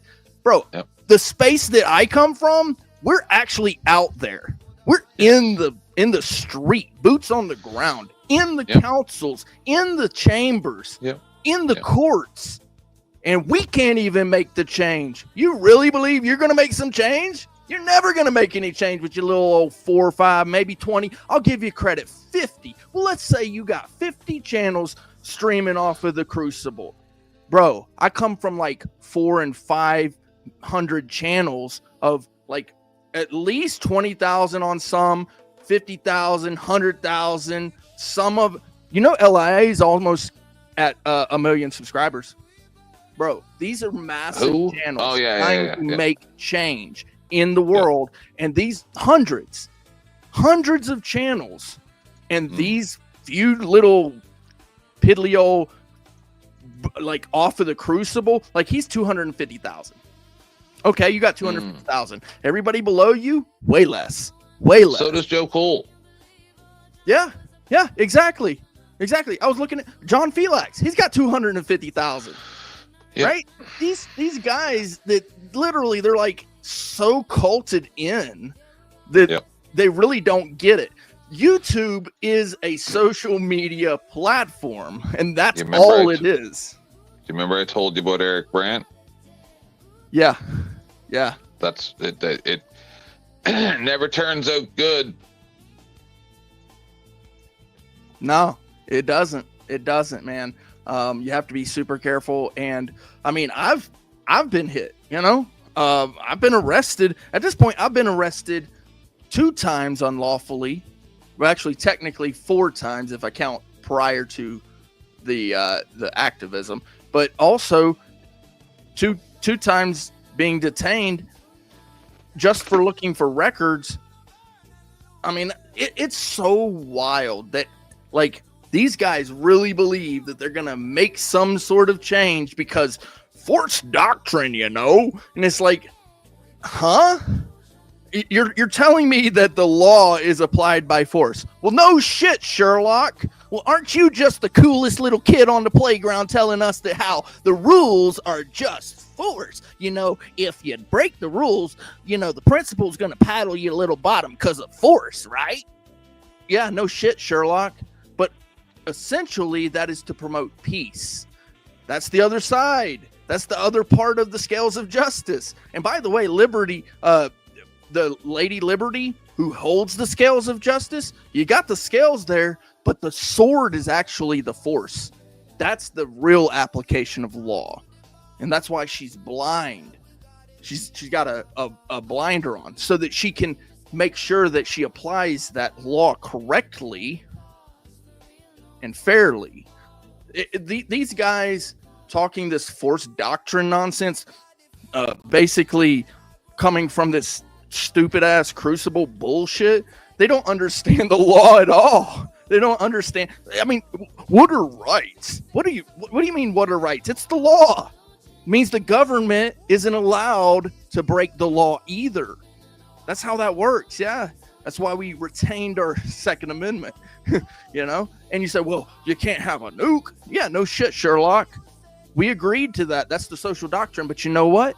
The government doesn't just get to apply the button anytime either. Yeah, there's rules to this freaking game, you dumbasses. I swear, man. These people are absolutely tards. I can't help it, bro. Like, these people are so far gone. Actually, I appreciate Uncle Fatty letting me up here because, you know, I needed to rant a little bit, and this is really necessary because Oh my God, shut up. No, I'm just fucking with you. No, I'm really happy that he did, though, because, you know, in these spaces, these conversations that aren't being had, and look, I don't want to debate nobody. I'm not interested in debating anybody. I'd rather have a conversation with them. And then if they are willing to listen, they can learn what is and what is not. And then also we can talk about what I believe versus what they believe. If they believe something, I'm not going to stop them from believing it. In fact, that goes right along with the First Amendment. Believe it, bro. Believe it. Believe whatever the hell you want to believe. I'm just going to tell you that some things that you believe, it's like, no shit, Sherlock. Force doctrine. Duh. You know, it's like you're not wrong, but there's another application of law that you're missing. It's called treaties. You know? We agree that you live on that side of the line. I live on this side of the line. That's peace. That's the other portion of the scale. And I don't know what to tell you, Andrew, but you're a dumbass. That's all I can tell you. You're a dumbass. Oh, force doctrine, you know. Da, da, da. And he doesn't shut up long enough to listen either, which is another huge problem with him. No. And Rob right behind him. And you know what, though? I'm really happy that Jim Bob did not get culted in. I see he's doing a debate tomorrow. That's really awesome. I know that him and Andrew probably vibe on some degree, but I'm really happy that he's going to be there tomorrow. I hope he is. You know, I hope he didn't go, you know, that way. But like to be like, oh, I'm not going to, you know, like if he wants to, so be it. It's up to him. I'm not, you know. I will kind of call him a cuck a little bit if he does, but I'm kind of impressed that he did not cancel his debate, from what I can tell so far. So that's cool. You know, Where? He's got a debate, I do believe, tomorrow on Sarah's. Let me double check that. Good. Yeah. I mean, I know him and I, 1025. Yeah. Him and I, went at it a couple of times on the panel. I don't think I ever encountered him. Good. Yeah, he's he's the guy who did the debate with the numbers guy. That shit was so funny. Gematria. Yes, he did the debate, and it was so funny. He's just sitting there like, oh, God. Yep. Jim Bob's funny. I like him. I decimated that poor man. Yeah. Oh, did you? Yeah. Yeah, I went a little hard. No, not Tense Man. Yeah. Well, I was just back, and Yeah. So, but I feel terrible. I can't believe Vibe brought it up about my 3-day war that turned into like a 3-week war with Orthodox guy. And Vibe's like, and I just couldn't take it. And most people are like, what are you even talking about right now, Vibe? He's like, it hurt me. It hurt me so bad. Because when I go, I go so, like, I get right in people's heads. I sing songs about them and like show tunes, just random shit that pops in my head. And then they're like, you're the most horrible monster ever. You said the words Google Earth. And I'm like, this is awesome. I got you people just fucking dancing like marionettes right now. But other people don't like it. They're like, how is he controlling these people like this? How are they literally just dancing to his music? Like I'm literally dictating people's actions because they get so caught up in emotion, and it's easy. And it fucking triggered a lot of people, man. A lot. They're like, I've never seen such horrible monstery. And I'm like, I fucking told you bitches don't play. Right. Did you I don't know if you are sub to him or not. The older guy that I work with, which is Let's OTVO, LETZ OTVO. Yeah, I am. So because he and I actually went to Audit Palooza from New Mexico, like we flew all the way there to Florida. But we both got some really good footage while we were there. So essentially put a song together, and he dropped it on his channel. So I don't know if you have the ability to, but if you get the chance to, definitely worth checking out. Got some good clips from the thing, and then I basically just put it to a nice, awesome, really cool, like big band type tune and song. But what's hilarious about it, bro, this is so funny. This is why I brought it up.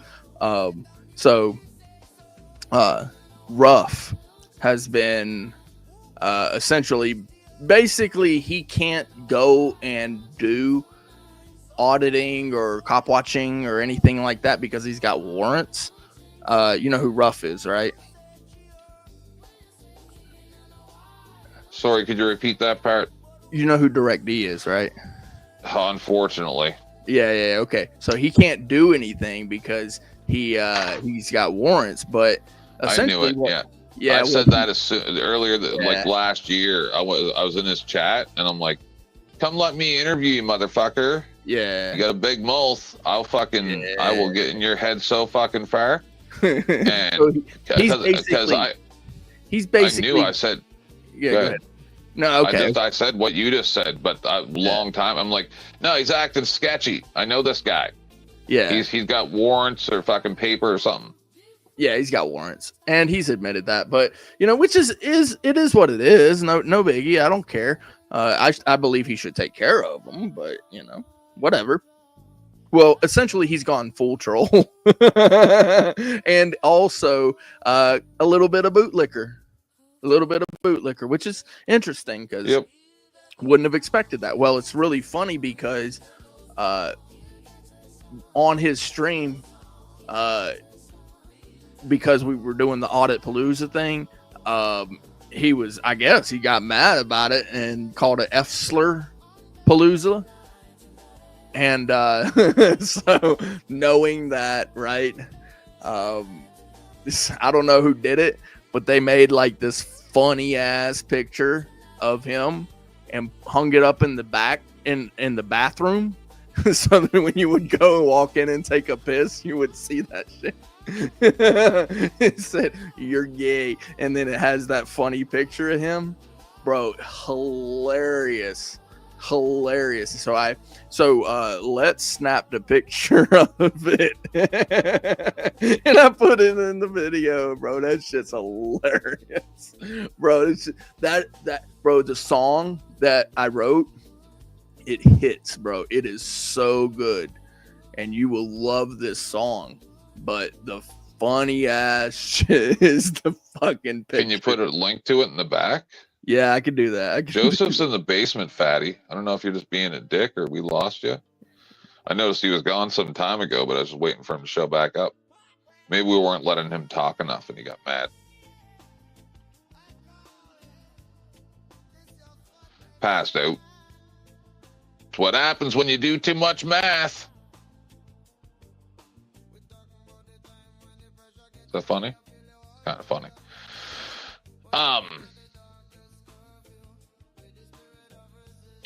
When I was young, I was stupid like Vibe, and like I want to like the guy, but anyway, but I had arguments, literally arguments, just like we saw on there.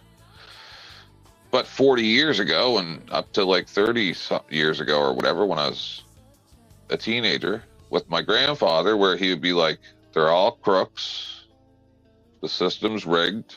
Like, he explained this to me as a young child, and I would say, "But that can't be, because we could, you know, vote and blah, blah, blah," all the stuff that the lies schools teach you. And I would have sounded exactly like Vibe when I was 13. Yeah, I was kind of naive too when I was young, and yep. My grandfather used to sit there and watch the conservative, you know, commentators on Fox News and shit, and sometimes he would watch the Wall Street Journal as well. And then, do you know when I started realizing? And I've played it on my show, and I'm sure you've seen it. If you haven't, I will get you to see it. Yeah. One day on my show or something, I'll remember, right? And so, when Glenn Beck went crazy and got kicked off of Fox. I remember watching when that. When he had the marionettes.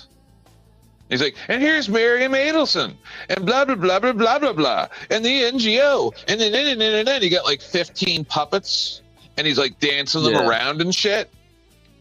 And I went, "Hold on a second. He's actually right." Yeah. And no, that, you know, Lynn was always very much on point. I mean, at some point it's like, you know, you got to focus on one thing.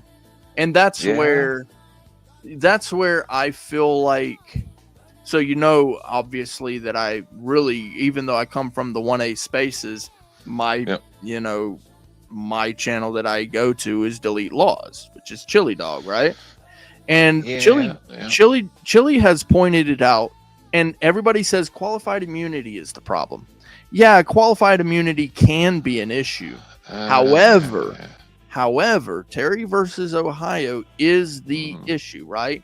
And so, like with Glenn Beck, you know, he was, you know, well, it's this and this and this and this and this and this and this, and he's pointing at all these things, and it's like, dude, you got to focus on one thing, which is what Chili does. That's why I like Chili, is because he's able to focus that and say, okay, this issue right here, let's solve this first. And you have to do that. Otherwise, you'll lose your mind going after, you know, all this corruption in the government. One thing at a time. And And the Yeah, Terry well, that's versus the thing Ohio is- is it for me. Oh, I'm fully aware of Terryverse. Oh my goodness gracious! Do you know how many thousands of videos I've watched about that? Yeah, no doubt. It's No, every. you're it's not every wrong. single You're David. not wrong. And when he was arrested, and a lot of people tried to give him a hard time, like, oh, it's, you know, if you're so cool, why didn't you represent yourself? Blah blah blah blah blah. He tried. And it's like- Judge wouldn't let him. It's the But- crazy part about it, you know. And I know. and he was well within his rights to have a lawyer there as a co-counsel. Advisor. Yeah, advisor or Yeah, agent, co-counsel, however whatever, they yeah. call it. Yeah, Yeah. he was well within his rights. That Of they course. violated his rights in the And court. now he has to spend 10 years trying to win a lawsuit, Yeah, exactly. Well, it might and you not get be that- $30,000. And the thing is, you know, he's smart enough; he can do it by himself, and he might not win. But one thing's The for process. sure, it's the process, right? And so they put him through the process. Well, you know what? Right. Turnabout is fair play, and it But don't it'll cost cost him nothing. $100,000, and he'll win 30. No, it won't cost him $100,000. Not if he does it himself. There's a lot of filing fees and stuff, and then No. it gets- It's far less than you think. I know. It's far less. So it's about $500 to file the suit, and then past that, it's just a matter of you buying whatever you need for material, which could be, you know, paper, ink, or if you need little sticks to give data to the court. But that's it. Like, other than that, it's $500. You might spend $1,000, $1,500 on it, but the hours. But the thing about the hours is you can bill them, whoever you're suing, Sometimes. for that, right? Yeah, sometimes, and it's all a matter of what you put into the case, right? And so, Listen, yeah, no, it's I far watch a less- lot of Supreme Court arguments, and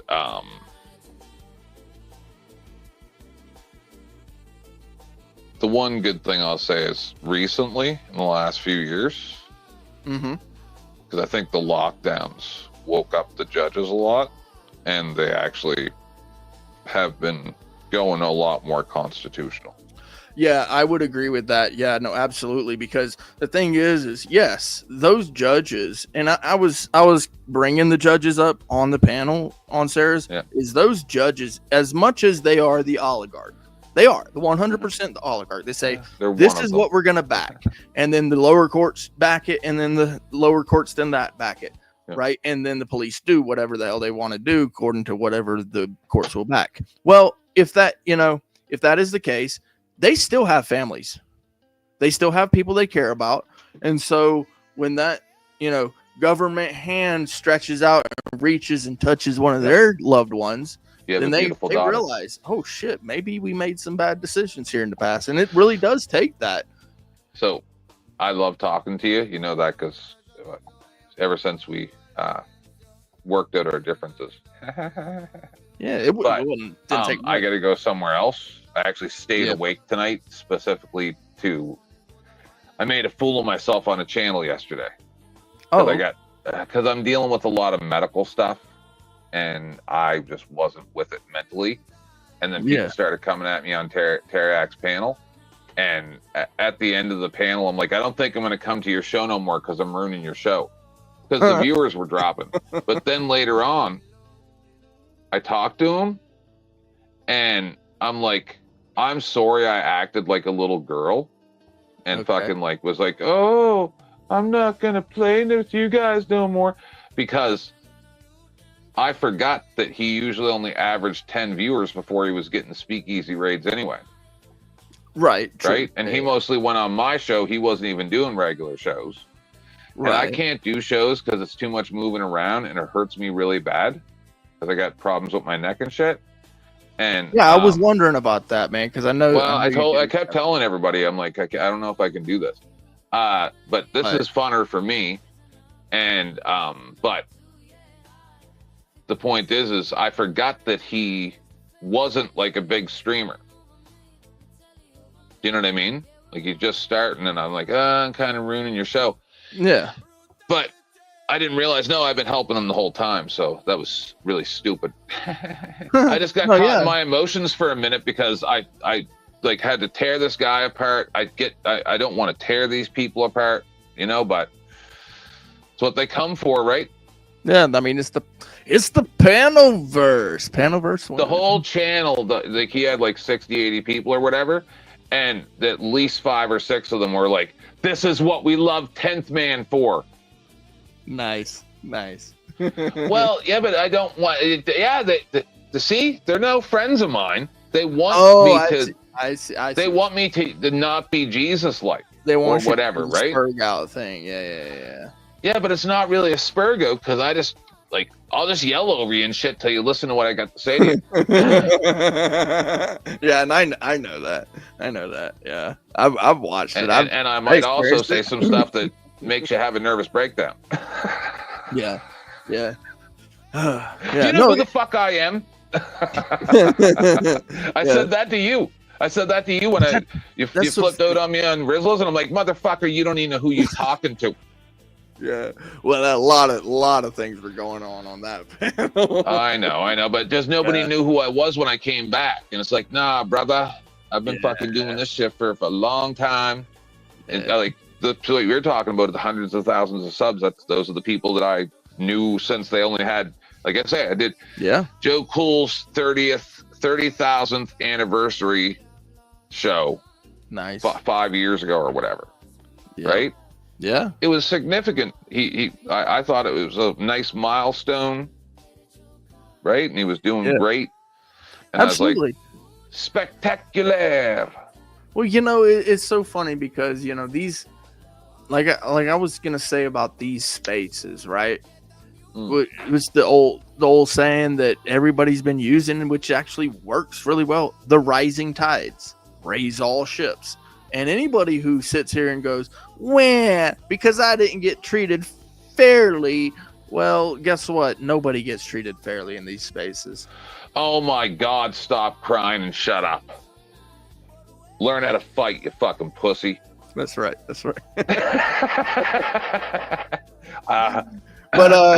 So were you talking about maybe going over to Teriox? Is he? Yes. Is he streaming? Well, Fatty's gone. Yeah, no, he's gone, man. He might have lost internet, but that's the way we've been here for more than a half hour since he left. Yeah, carrying his ass. Well, I don't mind. That's what, just like we were talking about. Is listen, I'm not gonna deal with a whole bunch of receipts for an extra couple $1,000s from YouTube. Right? It's just it's gonna be a nightmare on my taxes and shit. Yeah, I don't even want to deal with that, right? I mean, maybe I could make thousands, but probably not. And then it's just a nightmare, right? Like I have 2 channels I could monetize. Right. But I'd rather help you guys. Yeah, I'm all about that. Yeah, if you want to help me out, I'm on Facebook. I make people money. I'm on Facebook under Brick Jonesy, not... No, I mean, when you guys are on panels, I'll go up and fucking say stupid shit and get kicked off for you or Dusty or whoever. Teriak. Yeah. Well, you know what's wild about this whole thing is I feel like, too, when it comes to this whole debacle that's happened, I believe that things have been becoming less controversial because essentially Andrew is getting a little big for his britches and people are knowing who he is, and they know who Rob is because he's just like this guy. And so it's like, well, when you first came in, people were like, I don't know about that, you stupid son of a bitch, blah, blah, blah. And now we're looking at him like, duh. You were dancing to Dragon Ball Z. Yeah. He was dancing to Dragon Ball Z. That I'm just like, that part. No, you did it wrong, sir. When did I? And if you had a serious look on your face and you weren't like a little schoolgirl saying, you didn't wear pink on Tuesdays, so you don't get to sit with us. Bro, it's a He-Man woman hater club. And it's Spanky and Alfalfa. Spanky and Alfalfa. Was it you that said that the other day on Dusty's? Yeah. Yep, it's so true, man. People are like, 10th Man hates women, and I'm like, how can I am one? Right. I mean, I fucking hate women. Fuck that, man. That's what I was gonna say. I debated Marilyn, and she's a nice lady, and I let her win, and it didn't even go hard. We had a nice conversation about whatever we were talking about. Homeschooling, I think it was, right? And it was actually quite wholesome. And that's what I'm saying is I don't want to yell at anybody. If you Marilyn's always been nice to me. Why would I be mean to her? Well, you know what's really wild to me too about that whole thing, right? So, and I mentioned this on Dusty's panel, I believe, was that, you know, they are literally trying to use Sarah, a woman, and you're looking at them going, you're telling them you are trying to use women. You're trying to use them as like some type of, and they're like, nah, we don't use women. No, you're literally trying to use Sarah. He said they only last a year. You're trying to demonize women, which is really crazy because women should be your focus as a man a little bit, at least somewhat. And I get that God is, if you're a God believer, God is your main focus, but we're still men. Come on, dude. You know, like what the fuck? Take this into account. Like, I don't want to fight with anybody, right? Right. No, you don't. But imagine you go to the corner store that's also, I got one of them, a liquor store, corner store, gas store, like all the different, you know, and you go there, you get your milk or whatever, pick up a bottle of wine. Sure. Yeah. Now, imagine you got all the people, they're so nice, everybody holding the doors. We're very nice here, Maritimers, because we know if you don't, then all of a sudden something bad's going to happen. Canada. Yeah. If you yell at like if someone sees you screaming at a woman in front of a gas station, you're gonna have 3 or 4 dudes ready to kill you. That's great, bro. Yeah, like just imagine like you walking up and you're like seeing this supposed to be Christian fella. No, not even that. Just someone you don't even know. And I would walk up and say, "I think you need to lower your voice." Right. You're like, you dirty degenerate woman, you're out here trying to sell your body, you dirty degenerate. Like, what? Dude, calm down, bruh. And I would have to say, sir, you have to lower your voice because sometimes I go a little crazy and you wouldn't like 10th Man when he's crazy.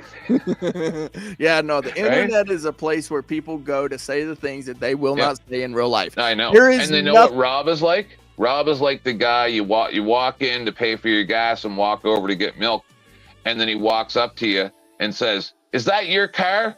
Out at the pump, and he's like, "Well, hurry up and move it, because I need to get gas." That's who he is, right? And he's done it 3 times, almost like he lives at the store, and he just keeps doing it over and over. And you're just like, "Listen, bro, I'm about to start getting in your head. Nah, bro, I'm gonna make you take a swing at me." Rob is the guy who, when he walks into the store, he goes directly for the cookie aisle. Did you see what Mike said in the chat here, Fatty's chat? Mike said, Fatty Rob, something like Fat. I don't have it open anymore. Fatty Rob would love you if you gave him a cake. Just bake it. Give him a cake. He'll love you forever. It's Cookie Gate. Do you see the size of his mammary glands? Is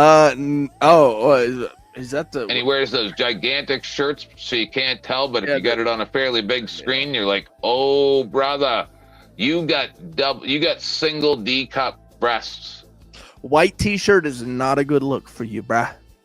Well, I'm just saying that definitely not gray, I'll tell you that. Oh yeah, and he should definitely always wear a hat. Like I saw him take his hat off the other day on Dusty's, I think it was. Nah, I did that. I snapped that shit, bro. That was me too. All I'm saying is I think I saw it on Dusty's, and I typed into the chat, you just actually did me physical harm by doing that, by showing me him without a hat. Bro, like, it hurt my brain. I'm like, just shave the rest of your hair. Just shave the rest of your hair off and be bald. What you're doing is wrong. That right there? Oh, yes. That's it right there, bro. That's it. Like that's him. Just shave it off, bro. You're doing it wrong. I'm sorry, I had to. Like when I see you're not gonna look. Bro. You're not gonna look worse bald. Nah. This is queer eye for a straight guy, right? Like I'm gonna tell you, as a straight man who's attracted to, or as a 51% gay man that is attracted to men, you're not gonna be less appealing if you're bald, because right now you're repulsive. Well, you can only go up. Yeah, like he has to have a beard, which I'm appreciative of, because yes, we got up his face. Beards got to stick together, man. But this is the problem: you have no hair. No. You have no hair. You look like a well. It's worse than a clown. I don't know what to say. Is this like a mole rat?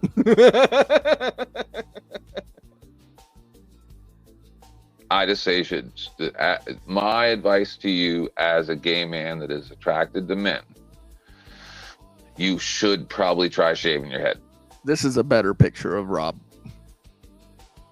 You are so mean. How come you're so triggered by him? Usually you're all like the trad type of guy and stuff like that. And how come you're mad? Are you mad literally just because he went after our sister? Is that the reason? So my issue, because if he had done it behind the scenes and just contacted her and said, hey, listen, I don't like what you did and we're breaking off contact. Yeah. Catch you on the flip, right? And hang up.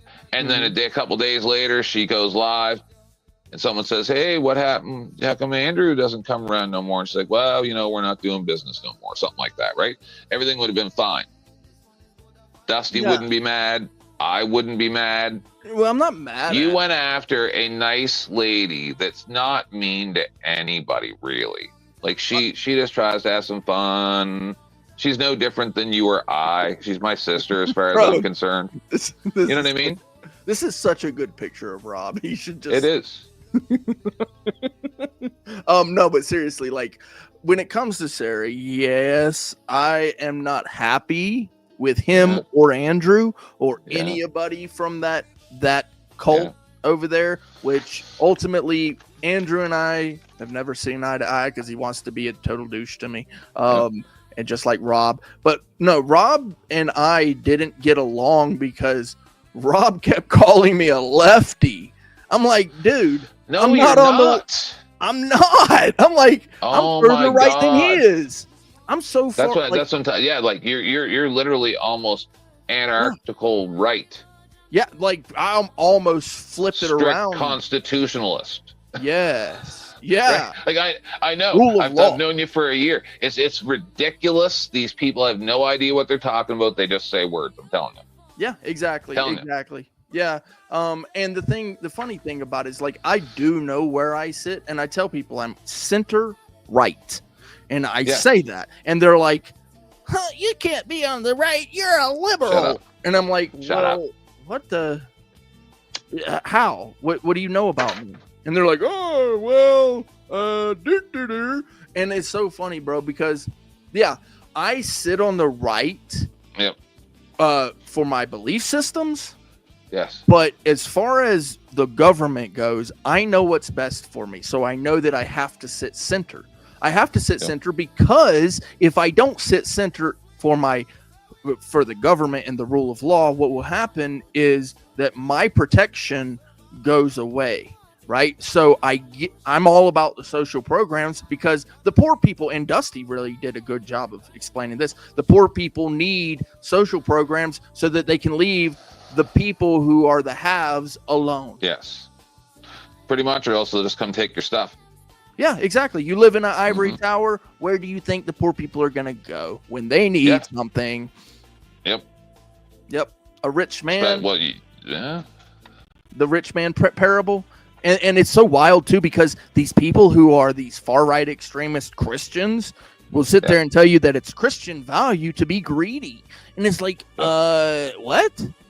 And I'm like, you're so dumb. But yeah, no, it's when you look at the Old Testament, do you think that God would want the small hats to be poor? Well, no, of course not. Remember that preacher guy, the Teriyaki place? The crazy evangelist, and he's getting in his truck and he goes, he's all crazy, looks like the devil. Yes. Yes. With his eyes all bugging out of his head and shit. Looks like he's on fucking like a lot of cocaine or something. Right? He's all fucking jacked up on shit, and he goes, and his I love eyes, that clip. he's not smiling, he's fucking like sneering, right? And he's like, and he's talking all like passionate, and he goes, yeah, you think of the Old Testament, and his teeth are sticking out, his eyes are bugging out of his head. He goes, when you think of the Old Testament, do you think that God would want the small hats to be poor? And he just like a lion sticks his teeth out of his mouth, right? And you're like, is there a second mouth about to pop out of your mouth and fucking jab into my face? There it is, Kenneth Copeland. There it is. Yeah, exactly. That guy. Oh. Like, is a predator fucking mouth, second mouth thing gonna pop out, or an alien and pop out of your head and fucking, then you're gonna inject a fucking spore inside? Yeah, bro. I mean, it's so wild because here's the funny thing about it, right? So as far as money goes, do I have much? No. No. More. But I tell you something, spiritually, I'm rich, bro. Yes. I'm like, what is it? The Rick Ross. I'm rich, bitch. Yes. I really am, right? And so it's so wild because, like, the people who are bankrupt in that department, who don't feel good about themselves when they come see me and I act like a total asshole, you really think they're going to treat me good? No. So this is the thing about being rich in that department, mentally, spiritually, physically, that sort of thing, emotionally. When the people who don't have a good foundation for that, when they come talk to me and they say, oh, wow, I like this dude. He's kind of positive. He doesn't, spurg out and all of that craziness. Like, and it's so whenever I look at Andrew or Rob and I go, oh, those guys right there, they are bankrupt emotionally, spiritually, physically. Look at Rob. I mean, he needs another cookie. No. They are taking their trauma out on you is what they're doing. Exactly. And they're trauma dumping on you. Right. And they're otherwise you and I can have debates about stuff and be respectful to each other. Yeah, absolutely. And I guarantee you we don't agree on everything, right? No, but Dusty and I had a discussion about I was the first one up, and we just talked about economics a little bit. And at the end, when I said, well, it's not fair to anybody at all for taxpayers because the system's rigged.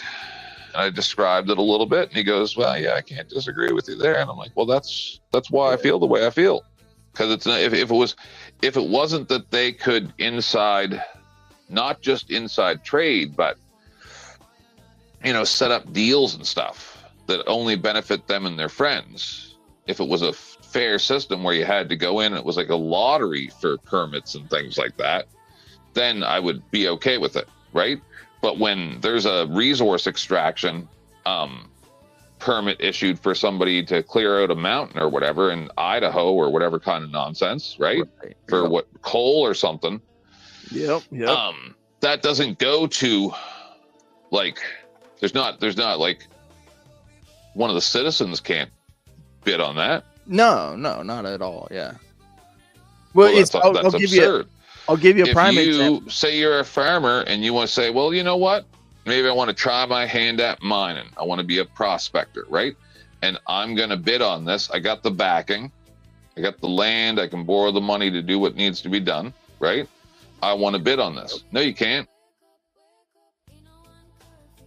Guaranteed it doesn't work like that. It should be a lottery for most of this shit. Yeah.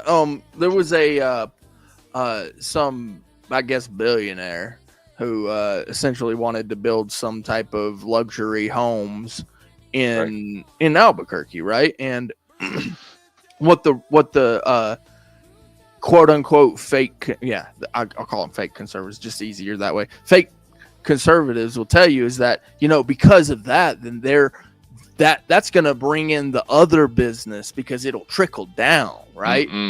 No, it doesn't. So what they did was they actually gave this guy a $223 million tax break to build this place.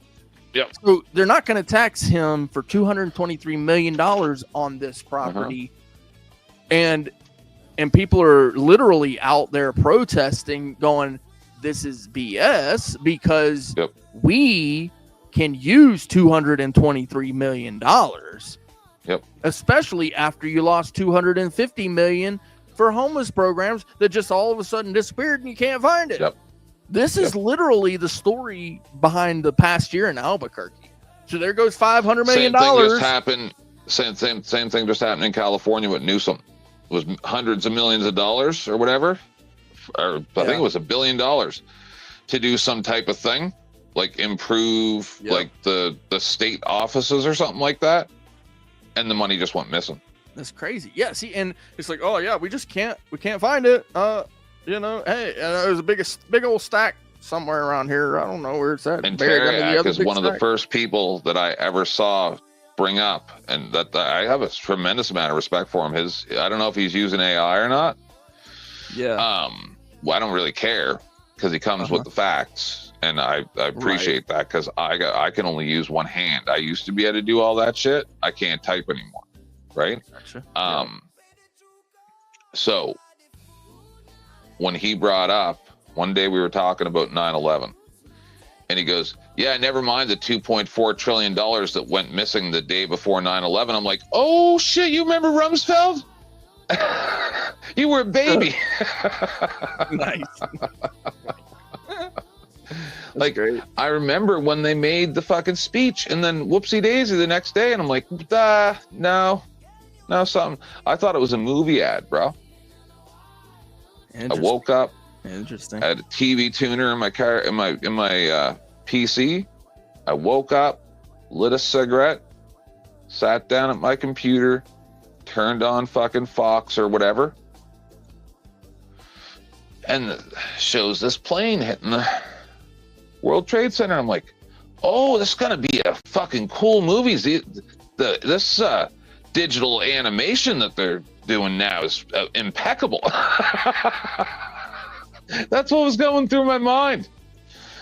And then all of a sudden, the other plane hit the tower, and I'm like, what the fuck?